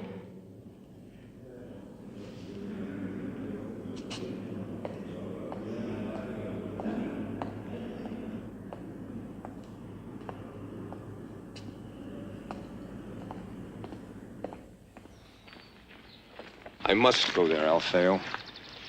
I told him he could count on my help, and then I failed him. You went as far as you possibly could within the limits of your function. There was another time somebody relied on me for help. I did everything within my function for her. It wasn't enough. If you made a mistake with your sister, if you were too young to be both priest and a brother to her, you've atoned for that a long time ago. You don't have to find new ways to torture yourself. I just don't want to realize again that it's too late to accomplish something. What is there to accomplish by following Father Gillis? I don't know, but I know I have to do it. I don't think it will be a surprise if I say the Pope has given some thought to naming you a bishop. I've heard a certain amount of talk. You can't tell me it doesn't matter to you. It matters very much. But it also matters to me what happens to Gillis. I'll try not to compromise the Holy See. I don't have to be an official emissary. You still need the Holy Father's permission, which means Jacobi's, unfortunately. Do you suppose the thought might enter his mind that I could make a fool of myself in Georgia? Might. What if you started him thinking along that line? Why would I want to discredit you? Because then it might occur to him that this trip could lessen my chances to become a bishop, which could be just the incentive he needs to grant me permission to go. Heaven forgive me for starting you off in diplomacy.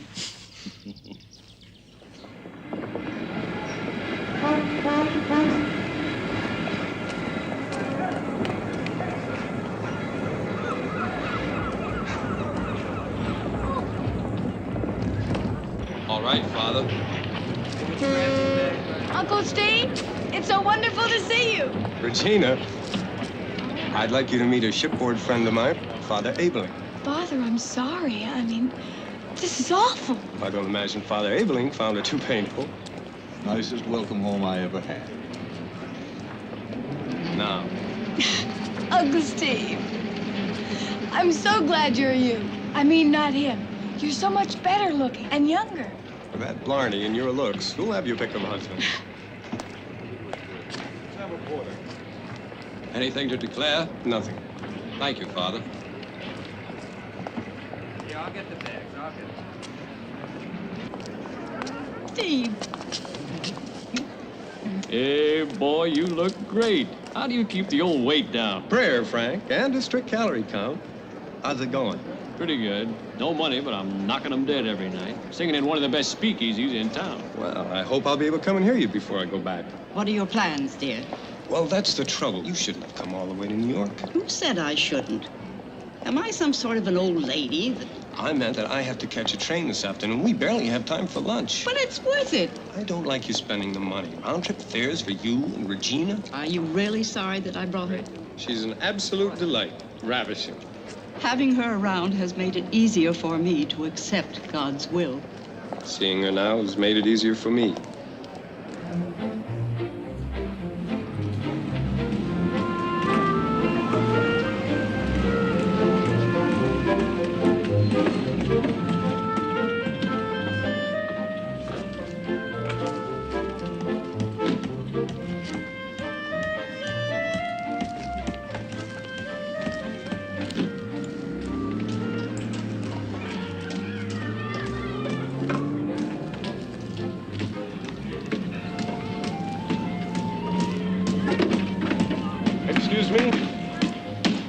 does Father Gillis live? Right over there. Thank you.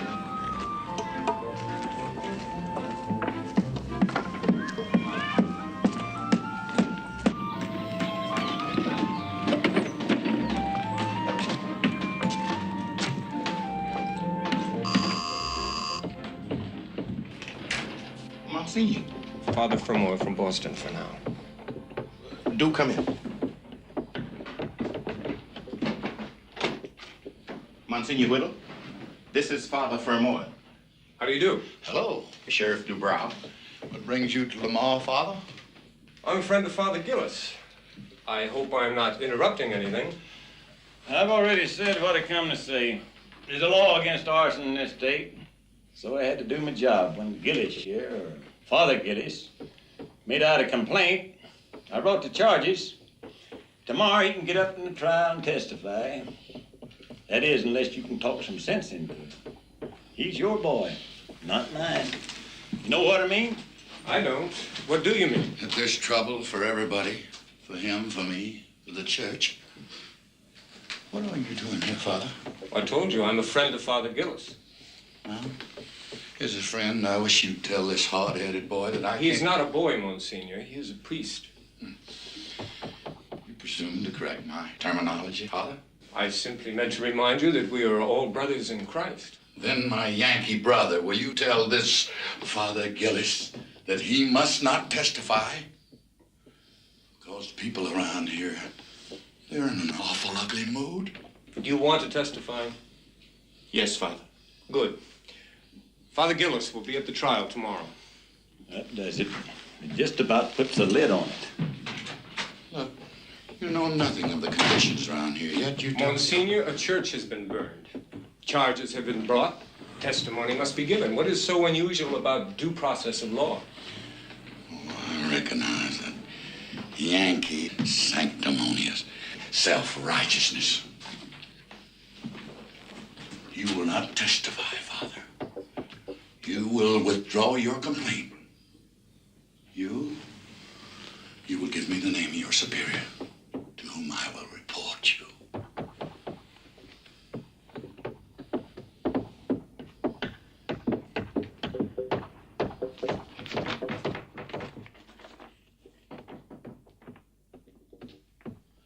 You were sent here from Rome? I'm here unofficially. My presence is a confidential matter between us. But it's my strong opinion that we must allow Father Gillis to act as he sees fit. Just as you say, Monsignor. I assume that he can count on you for your support in whatever he does. Yes, but I don't... Then perhaps we can discuss the details of that support on the way into town, if you can drive me. I'd like to find a hotel. Of course. I'd be delighted. I'll get in touch with you later. I can't believe that you're here. I didn't think anybody cared. Have you so little faith?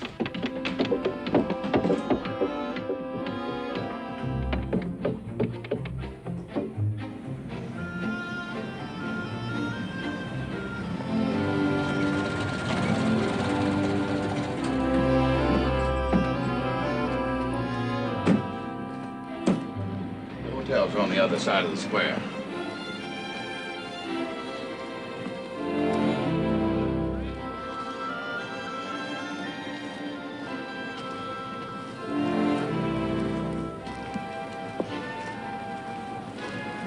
Who told you that?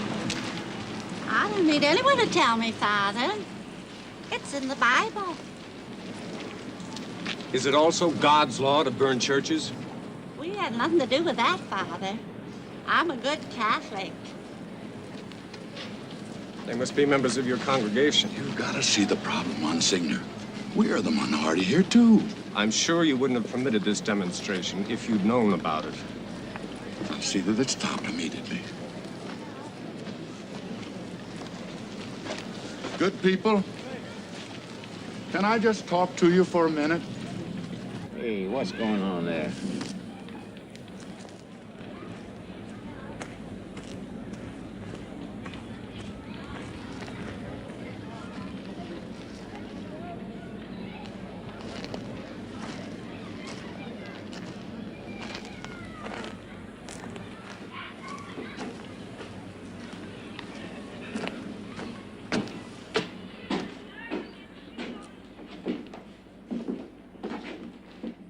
Want something, mister? I need a room for a couple of nights. Oh. Well, it just so happens we don't have any rooms available. Yeah, I kind of get the impression you've been meddling, Padre. Looked to me like as you got that picket line called off. For a Catholic priest to offer advice to members of his faith is not meddling. Maybe you don't know what's going on in this town. Some niggers trying to make trouble for some white folks. Some nigger priest. Some nigger Catholic priest. You can't really get much lower than that. Perhaps you could recommend some good tourist home. If you're a tourist, mister, why don't you get touring before you got something to be sorry for? Now, you ain't gonna find a bed tonight. Not in this town. I don't know, Seeds. Maybe he could find himself a bed in Nigger Town.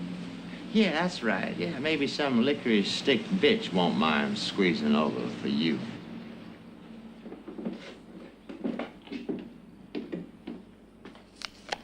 What you think, Seeds? I think we got ourselves a little job this evening.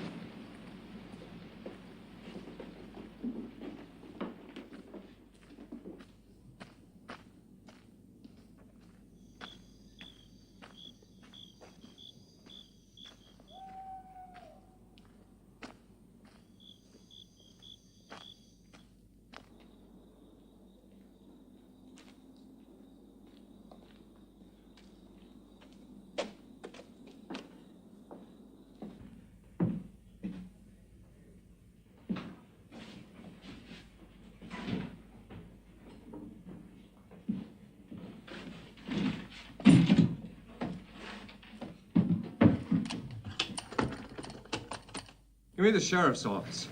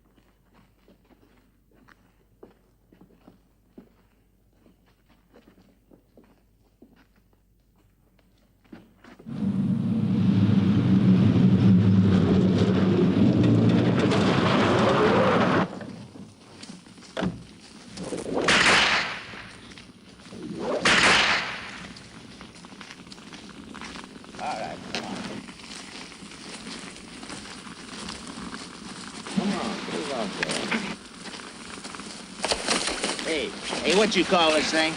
I mean, the fancy name? A crucifix. Yeah, that's what the nigger called it when we took it away from him. Only he was queer for it. I wanted to kiss it while we was strengthening his character. Yeah, we ain't gonna stand for that kind of stuff. Hey, you know what you're gonna have to do with this little old statue, Padre? You're gonna spit on it. And what would that prove? Except that you'd been able to scare one particular priest into defiling the image of Christ. Well, now, maybe that's just plenty.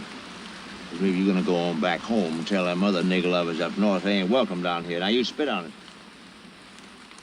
I said you to spit on it. on, keep going, go on. Give it to him, give it to him.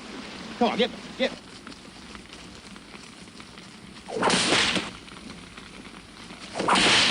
Maybe needs a little music. You got your harmonica?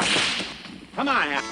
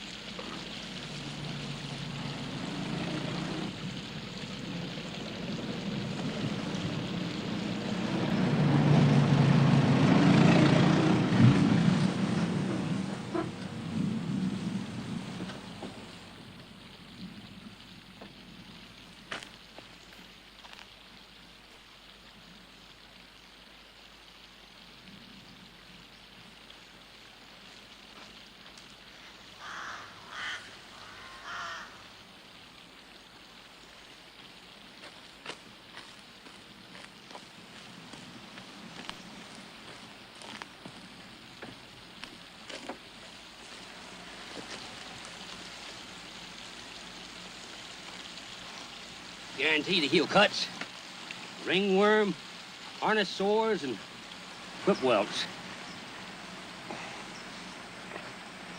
Who are you? Name's Leif.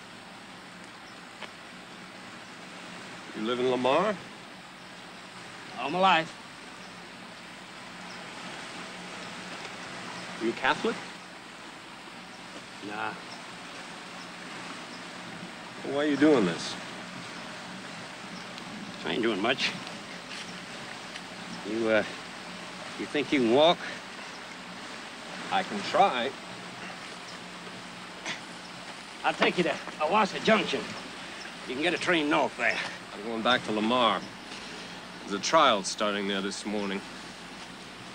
Quiet way, you kind of hard man, ain't you? My car's just across the field. You knew where to find me. You were one of them last night.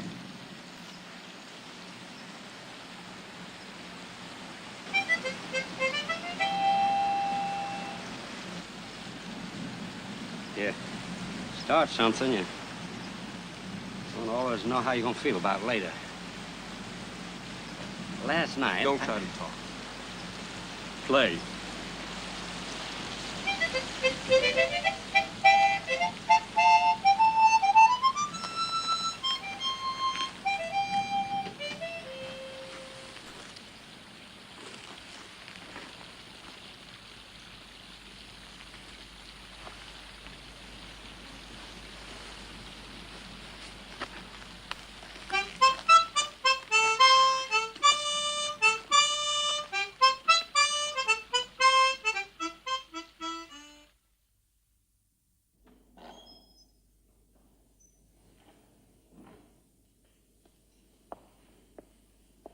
Stefano.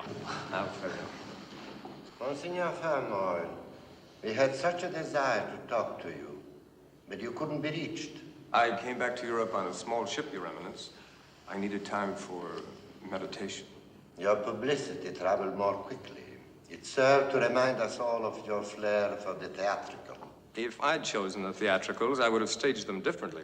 When dear Guarenghi and I discussed your trip to America, I had a distinct impression that it would be an unofficial one. There were more than 30 witnesses to that display of violence. Some of them talked.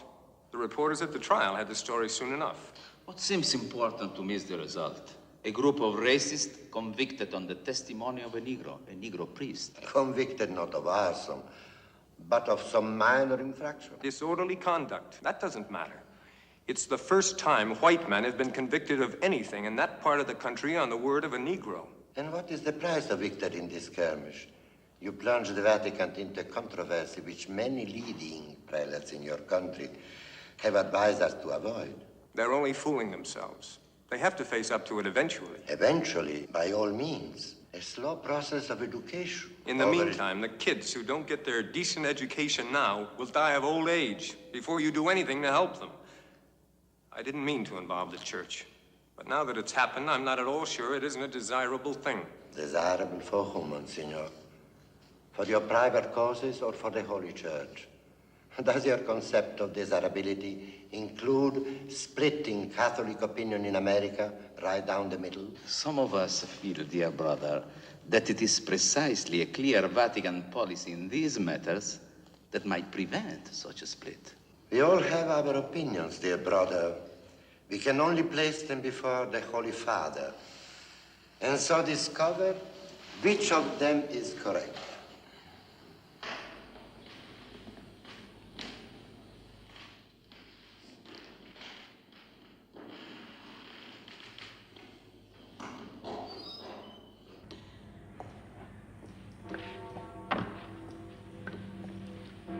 What do you think, Alfeo? Will the Pope feel I was indiscreet? Well, your job was supposed to be consulting on American affairs, not hurling yourself into the thick of them. I wouldn't recommend it as the ideal way to become a bishop. If there was that much commotion over here, he's probably heard about it already. If not, you can be sure he will now. And it won't be long after that before you know the result. Preclara bonitas est, et virtus immensa, a qua omne datum optimum, et omne donum perfectum, totiusque decoris ornamentum, benedicere, et sanctificare dignare anc mitram uius famuli tui, antistitis capiti imponendam. Per Christum Dominum nostrum. Amen. Imponimus Domine capiti uius antistitis et agoniste tui, Galeam munitionis et salutis, Vatenus, decorata face et armato capite, cornibus utriusque testamenti terribilis appareat adversaris veritatis, et Dei largente gratiam impugnator eorum robustus existat. Qui Moisi famili tui facem ex tui sermonis consortio decoratam, lucidissimis tue claritatis ac veritatis cornibus insignisti, et capiti arum pontificis tui tiaram imponi iussisti, per Christum Dominum nostrum. Amen.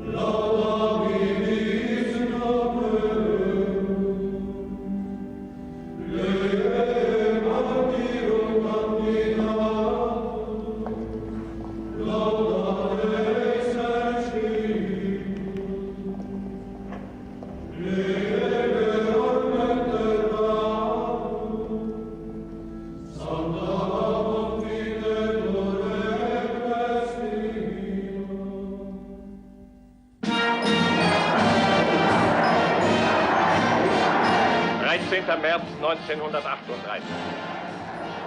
Adolf Hitler zieht eine Menge bejubelt 35 in Wien ein. March 13th, 1938. Hitler enters Vienna at 5:30 p.m., welcomed by enthusiastic crowds. Wird ihre neue Aufgabe genauso gerecht werden, wie sie die alte Welt gelöst und gemeistert hat.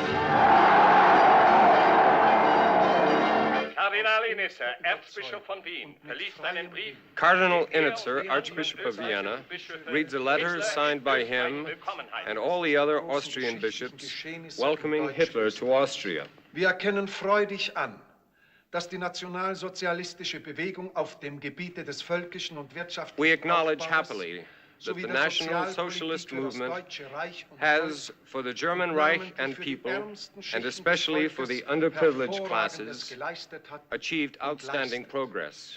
Die Bischöfe begleiten dieses Wirken für die Zukunft mit ihren besten Segenswünschen. The bishops are extending their blessings and their best wishes for the future of these efforts. Am Tage der Volksabstimmung ist es für uns Bischöfe, on the day of the plebiscite, it is for us bishops a natural national obligation to declare ourselves as Germans and as part of the German Reich. We expect of all faithful Catholics that they will know what they owe to their people. Unterdessen hält Benito Mussolini in Rom eine große Truppenparade ab. Erklärt sich mit dem Führer solidarisch. Master!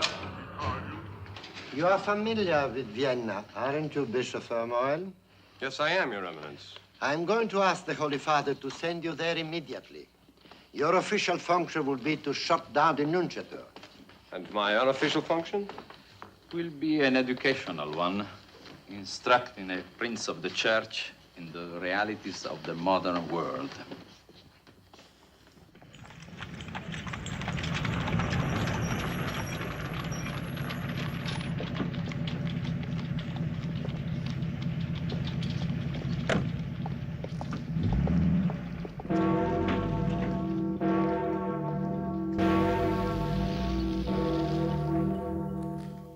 The first thing we noticed on the screen, Your Eminence, was that all the church bells were ringing as Hitler entered Vienna. You think they asked me for permission? It's a standard courtesy to distinguished visitors. We are great bell ringers here. But this visitor is Look, not... Bishop, Dr. Seyss Inquart ordered it as a friendly gesture. He was interim chancellor and is now Hitler's high commissioner. A very devout Catholic, war hero. Some tea? Thank you. You understand, I'm not speaking for myself, but for the Holy See. Naturally. Drop of rum in it? I don't think I can. Just a taste. Sugar? Nothing, thank you. What disturbed the Vatican most was the declaration urging the people to vote yes in the plebiscite. I understand. You mustn't leave here without tasting this strudel. I ordered it for you because I know that you Americans are mostly interested in strudel when you come to Vienna. My only concern, of course, was the church. I have nothing to do with politics. You feel that statement was non-political? Quite so. On a vote whether Austria should become part of Germany? Austria is part of Germany. Hitler announced it. The plebiscite is a mere formality. A formality that Hitler himself seems to consider very important. Precisely. Hitler wants Austria. A great many Austrians want Hitler. If the church presides at a marriage, we'll get better treatment than if it didn't. But you're doing more than presiding. You have come out in favor of the union. And Rome feels that the church will be stronger in the long run if we take a more critical stand toward National Socialism than you have taken so far. Does Rome have any idea how Hitler responds to criticism? Would you like to see Catholic men and women scrubbing their sidewalks like so many Jews? There are principles we cannot compromise. The rights of the church over family life, education of our youth. But, Your Excellency, what do you think I am doing here? Protecting those very rights. I have been given personal assurances from the very highest sources. We have to remember what happened in Germany. Austria is a different matter. Don't forget, this is a Catholic country. It's the country where he himself was born and baptized. Nevertheless, the Vatican feels... You see, Fermoil, I know the people who have taken over here. You'll meet some of them at Dr. Seyss Inquart's reception tonight. We have a civilized tradition in Austria that the Germans don't have. Then why are people here so anxious to be annexed by them? Because our blood is German. That's always hard for a non-German to understand. Hardest of all for an American. Why do you say that? You're used to so much mixture. The joining together of all German people is what we have been dreaming of for 1,000 years. The Germans and we are different in many ways, yes, but our blood is the same. I agree with Your Eminence that it's a hard concept to understand. Then why waste our time trying? Why don't you just tell me in brief what it is the Holy Father expects of me? First, he would like you to make it clear that your recommendation to vote yes was purely personal, not binding on Catholics as a matter of conscience. And once that is done, to issue no further statements on the plebiscite. Very simple instructions to obey. I have no desire to make election statements. I'm not a politician.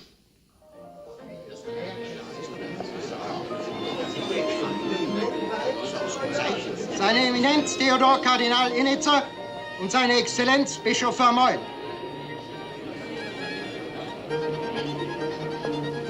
Major Ruxe, General Alfred Kraus, Bischof Vermeulen. Frau Walter, darf ich Ihnen hier Bischof Vermeulen vorstellen? Frau Clara Walter von der Staatsoper, Dr. Seyss Inquart.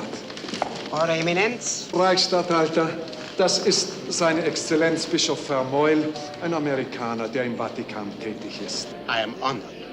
I do hope you tell His Holiness how we esteem His Eminence here. I spoke just today on the telephone with the Führer, and he said, all Austria must be at your command, my dear Seyss Inquart, except Cardinal Innitzer. Remember, he said, your authority you have from me. His is from God. Herr Kurt von Hartmann und Frau Annemarie von Hartmann. Heil Hitler. Heil Hitler.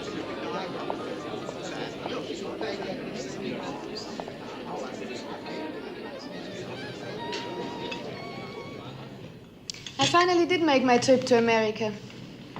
Kurt went on business 2 years ago, and he took me along. But we never saw Boston. I'm afraid most people don't. How did you like what you did see? Oh, very much. Most of it. There were many things I would like our people to have here, to bring us into modern times. Now I think we will begin to get them. Because of Hitler? Annemarie finds merits in Mr. Hitler that are not apparent to more detached observers. But you don't agree. As a banker, I have to know some economics, and you have to go up above 1,500 meters to get good snow this late. The Zugspitze, over in section, St. Christoph above Adelberg. This is really getting to be a persecution complex. Not to speak in front of Reinhold, who has been with us 12 years. I believe the best rule is to make no exceptions. The great danger about the Nazis, I believe, is that they must keep on expanding or collapse. Sooner or later, this means war. But he says peace is the great dream of his life. While he builds tanks and planes and surrounds himself with gangsters. Some of them are crude, I know that. But I think we need their strength. Now we have become part of a great, powerful country. Who could it be? I don't know. Excuse me.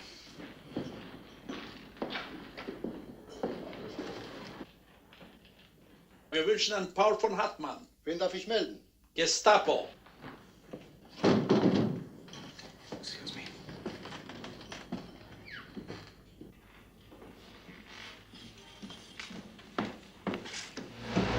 Go! Go!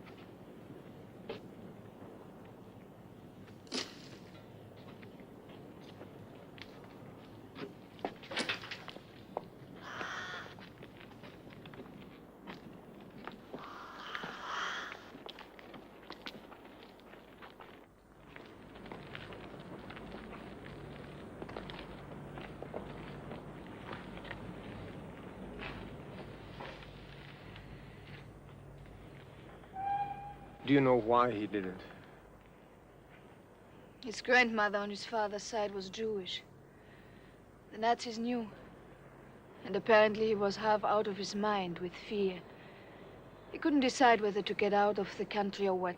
He discussed all this with his lawyer, but he never told me. How would you have reacted? I'm not sure. Perhaps he wasn't either. It wasn't fair of him not to tell me. How could I help him if I didn't know? He must have been desperate. You don't think what he did was right, do you? Nothing ever can justify suicide. But some cases are easier to understand. The mental condition of people who feel persecuted becomes distorted. And nothing they do is understandable to the normal mind.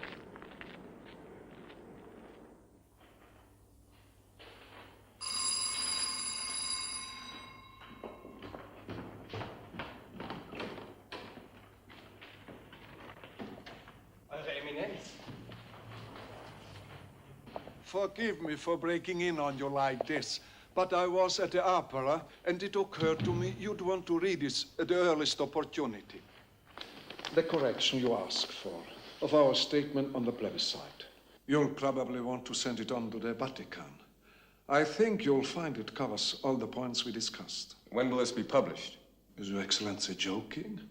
The Nazis aren't going to let anything be printed that will lose them votes. I suggest to have it read in every church in the country Sunday morning. That's the day of the plebiscite. Well, won't many people go to Mass before they vote? It might cause disturbances. Then you reject the idea? Unless I get a direct order from the Vatican. That I'd naturally obey, even if I thought it was imprudent. Good night, Bishop Fermoy. Don't bother to show me out. I can see how busy you are. We're getting all the papers from Archbishop Cicognani's regime ready for shipment. Reminding me that we'll soon have no direct voice of Rome at our side. Good night. While His Eminence was here, this lady came. Sorry. I wouldn't have come here, but I didn't know where else to turn.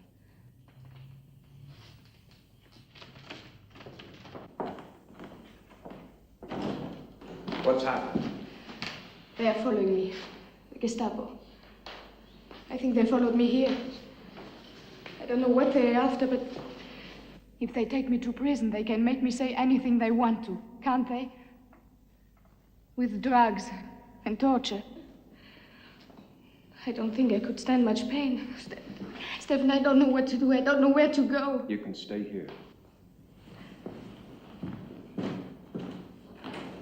Father Niedermoser. Yes? Is Sister Wilhelmina still up? I believe so. Please ask her to come here. You'll be safe with us. I'm sorry. Don't be. I'm glad I can be of help to you.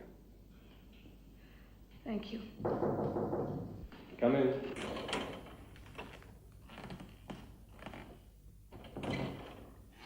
You sent for me, Your Excellency. Yes, Sister. I want you to prepare a room for Frau von Hartmann. Certainly. Sister Wilhelmina will see to it that you have everything you need. Will you come with me, Frau von Hartmann? Thank you again. Your Eminence must have been among the first voters this morning. The news was on the radio at 9 o'clock. I am an early riser.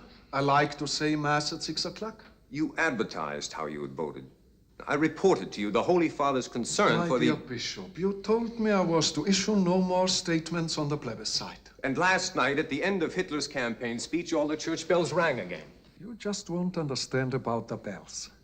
What would attract attention is not to ring them. The radio reports say that priests all over the country are urging their people to vote yes. And the big news is that after you cast your vote, My purely personal vote. You gave the Nazi salute, Heil Hitler. That is correct. The words have become part of the German language. They are used instead of good morning or good evening. Even I regret to say instead of God bless you. Still, under the circumstances, that salute was a partisan political act. I was not issuing a statement. I have not disobeyed the Holy Father. Literally, maybe not. What I tried to convey to Your Eminence was a spirit, a general attitude. To that you obviously paid no attention at all. You deliberately decided that your way was better than the Holy Father's. That's how I see it, and that's how I'll have to report it. One moment, Bishop. You must understand, I have no wish to pry into your personal life. That was taken at Kurt von Hartmann's funeral. May I ask how Your Eminence happens to have come by this picture? The police gave it to me. I knew Frau von Hartmann before she was married. I was here at the time during a leave of absence from the priesthood. A leave of absence? My vows naturally remained in force. That was many years ago. And yet right now, this very same woman is living with you at the Nunziatur. She's staying with Sister Wilhelmina, the housekeeper. I do not suggest there's anything improper about it, but you must appreciate what the Nazis might make of it. I granted Frau von Hartmann sanctuary. From the police, I know. But does the fact that the police claim she has committed a crime make the propaganda image any more favorable to the church? She has not committed a crime. Nobody has charged her with anything. I better bring you up to date on that. There is clear evidence that Kurt von Hartmann, for understandable reasons, was planning to leave Austria. That may be true, but it hardly... He wanted to take a large sum of money with him. That's been against the law for years, long before the Nazis came. This in no way involves his wife. The fact that her personal jewelry was included. Included in what? Sewn along with the money into the lining of a suitcase they found in the apartment. I didn't know about that. She didn't tell you? She told me that she knew nothing about her husband's plans. And you accepted that? Well, I suppose it might even be true. Certainly, if it is, she should want the investigation to proceed so her name can be cleared. Simply tell her to cooperate with the authorities. When the authorities are the Gestapo... I cannot have the scandal. Not at a moment when I am completing the most delicate negotiations for the future of the church in Austria. I have to think about it. I have to talk to Frau von Hartmann. But you appreciate the importance of the problem and the urgency. Yes. And you will find a way. That won't embarrass me or my relations with the new government. Yes. I will find a way.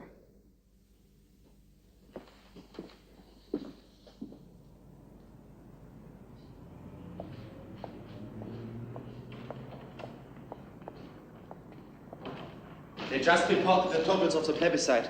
11,807 no votes, 4,443,208 yes votes.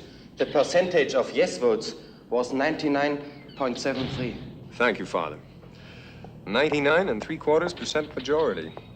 There's a soap in America that's advertised as 99 44/100% pure. But Hitler has to be even purer. You'll close the Nunziatur? Austria doesn't exist anymore. Our diplomatic relations are with Germany, with the nuncio in Berlin. The Gestapo said they found a suitcase hidden in your apartment. Jewelry of yours was sewn into the lining along with cash. Kurt always kept my jewelry in his safe.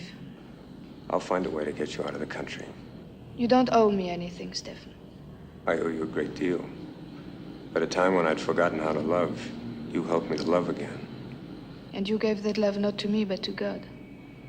It was his to begin with. It was always his. For me, it was always you. I never loved another man but you. Excuse me, Your Excellency. Cardinal Innocent on the telephone.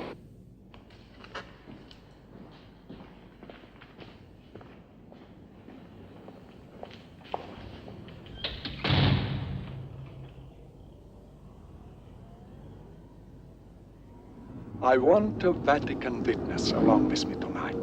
Not only to keep the record straight, but because it should be an educational experience.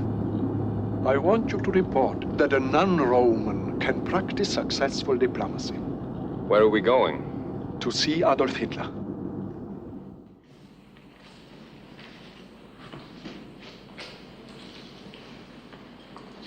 Wir warten jetzt schon über 2 Stunden. Sind Sie sicher, dass der Führer das weiß? Ich bin überzeugt, dass er es weiß, Eminenz. Und ich bin sicher, er bedauert es tief. Danke. 2 hours is a bit long, no matter how busy he is, but at least we should find him in a good mood. Austria is his greatest triumph here. Kardinal Inetzer. Nicht Bischof Firmoil. Der Führer wünscht Euer Eminenz allein zu sprechen. Aber ich habe doch ausdrücklich gebeten und es wurde mir gesagt... Der Führer wartet.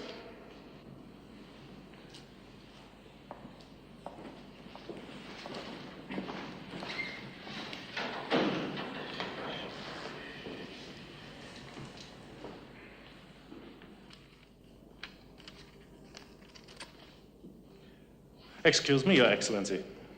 Yes? You will tell people when you are home in America about these days of glory how you saw two German countries peacefully reunited.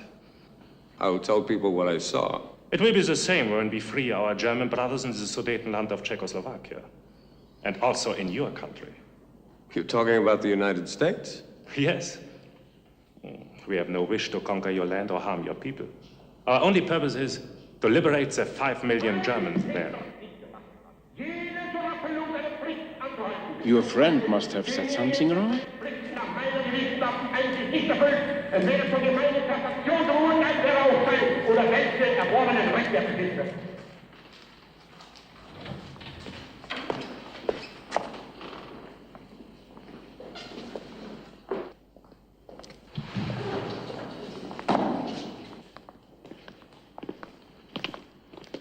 He repudiated all his promises to me, every one of them. There's going to be a war, he says, and the church must be drafted into the service of the fatherland the same as the army. In Austria, there must be even more control than in Germany because we have such a Catholic majority. Our schools are to be abolished. Our youth groups dissolved. Catholic marriage will no longer have the force of law.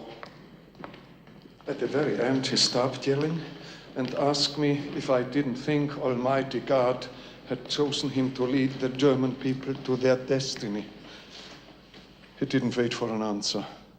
And I remembered myself at a plebiscite, raising my hand in a heathen salute and saying not praise to the Lord, but Heil Hitler.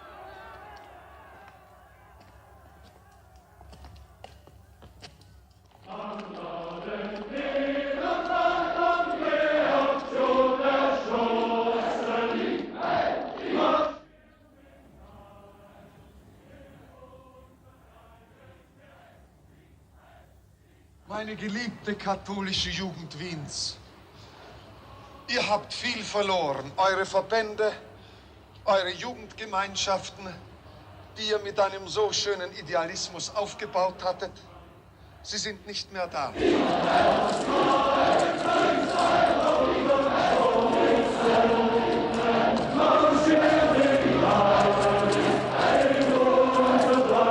Aber gerade jetzt wollen wir in dieser Zeit umso fester und standhafter unseren Glauben bekennen und uns zu Christus bekennen, zu unserem Führer und Meister.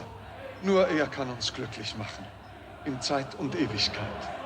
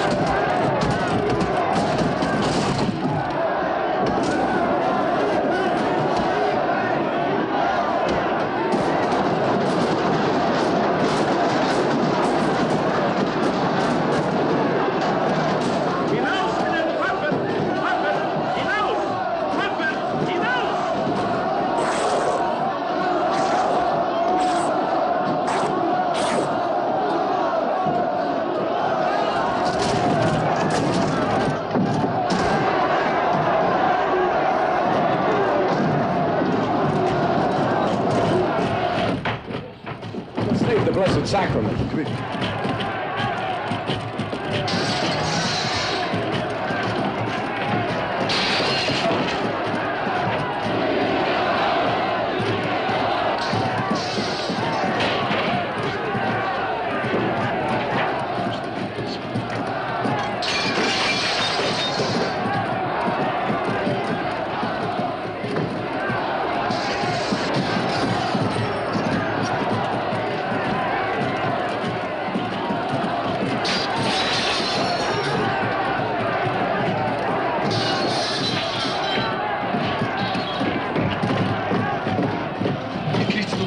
Under the casino. I never thought I would have to use it.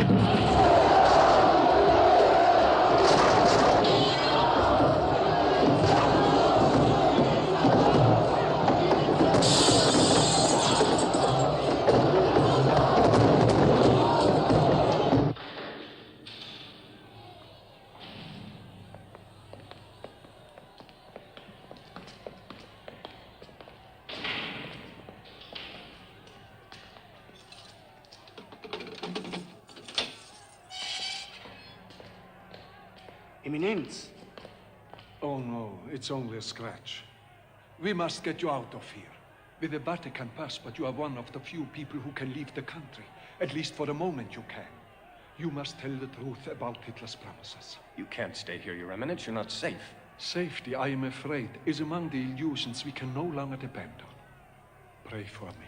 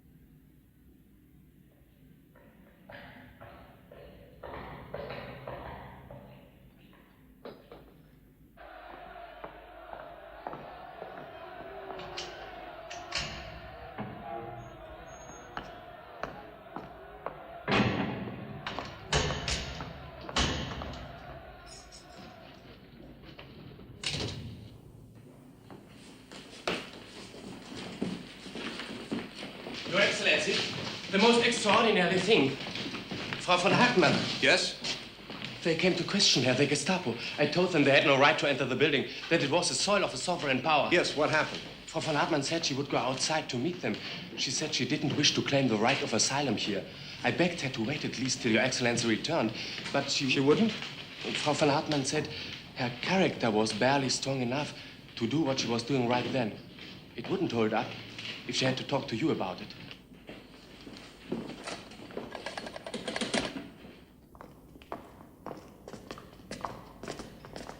Aufmachen!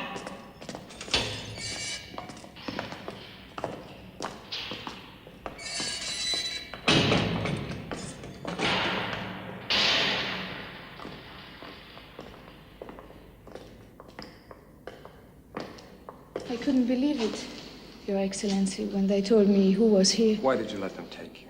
Because it suddenly seemed easier not to fight them. It just didn't matter anymore. It matters a lot. We both know you're innocent. Of wanting to escape from Austria with money and jewels, yes. I'm innocent of that. And with the right help, you may be able to prove it. I have a lawyer coming to see you. Is it worth so much effort?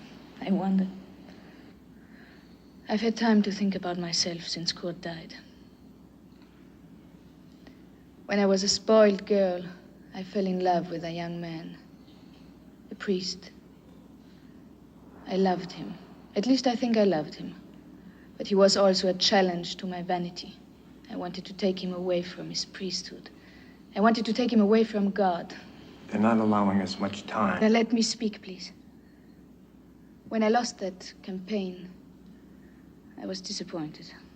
And I turned to Kurt, which might have been all right if I had been able to make myself for him the wife I used to dream about. The woman who existed only for her man. Poor Kurt.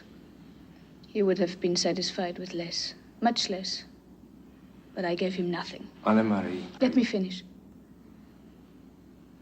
Even when two people have very little to share, it is possible for them to make some sort of a life together.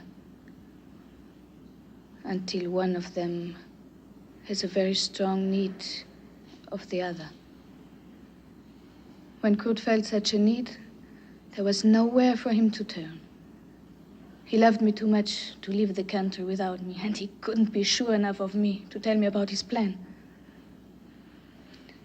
I can imagine what he felt when he heard my foolish talk about the new greater Germany. Because of that alone, it really serves me right that I'm here now. Do you think Kurt would feel that way? No. He was too kind. He would not want to see me hurt. Then that's one reason to try to clear yourself. For his sake. Also for mine. Because I care what happens to you. Thank you. I wished I did. Schluss machen. Ihre Zeit ist You have to. The most important reason of all is for your own sake. Because of what you are.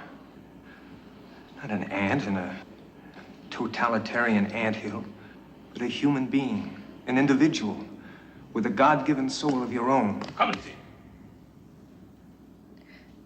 Thank you, Your Excellency. And goodbye.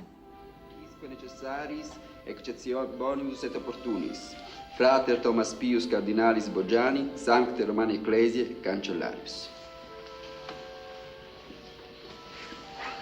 I have the honor to inform Your Eminence that the Holy Father will confer the Cardinal's biretta at the semi-public consistory in the Apostolic Palace of the Vatican, Thursday morning at 10 o'clock. Thank you. My friends, dear brethren in Christ, my mother, and the other members of my family who have traveled so far for this occasion, I thank you all for being here. And I know you share my gratitude to the Holy Father for the honor he has done to me and to America. When His Holiness informed me that he intended to name me to the Sacred College of Cardinals, my first reaction was that I could not live up to his confidence in me. I haven't gotten over that fear yet. I doubt that I ever will. But the second thought I had about it gave me the strength to try. What occurred to me was that there is a special significance in the Holy Father's decision to send me back to my own country as a cardinal and archbishop at this moment of global crisis. America's first bishop, John Carroll, was the brother of a signer of the Declaration of Independence and a living example of that loyalty to church and state, to religion and to democracy that this moment in history demands from us all. I have seen at close range the hell on earth that awaits us all if totalitarianism prevails, if the world forgets that all men alike are the children of God, endowed by their Creator with the unalienable right to life, liberty, and the pursuit of happiness. That is America's creed. That is the gospel of the church. It is in danger at this moment from men and doctrines that are the enemies of all freedoms, political as well as religious. The defense of freedom calls for strong voices, strong hearts, strong hands. Pray for me that I may not falter, and for the liberty and exaltation of our church and our beloved country. God bless you.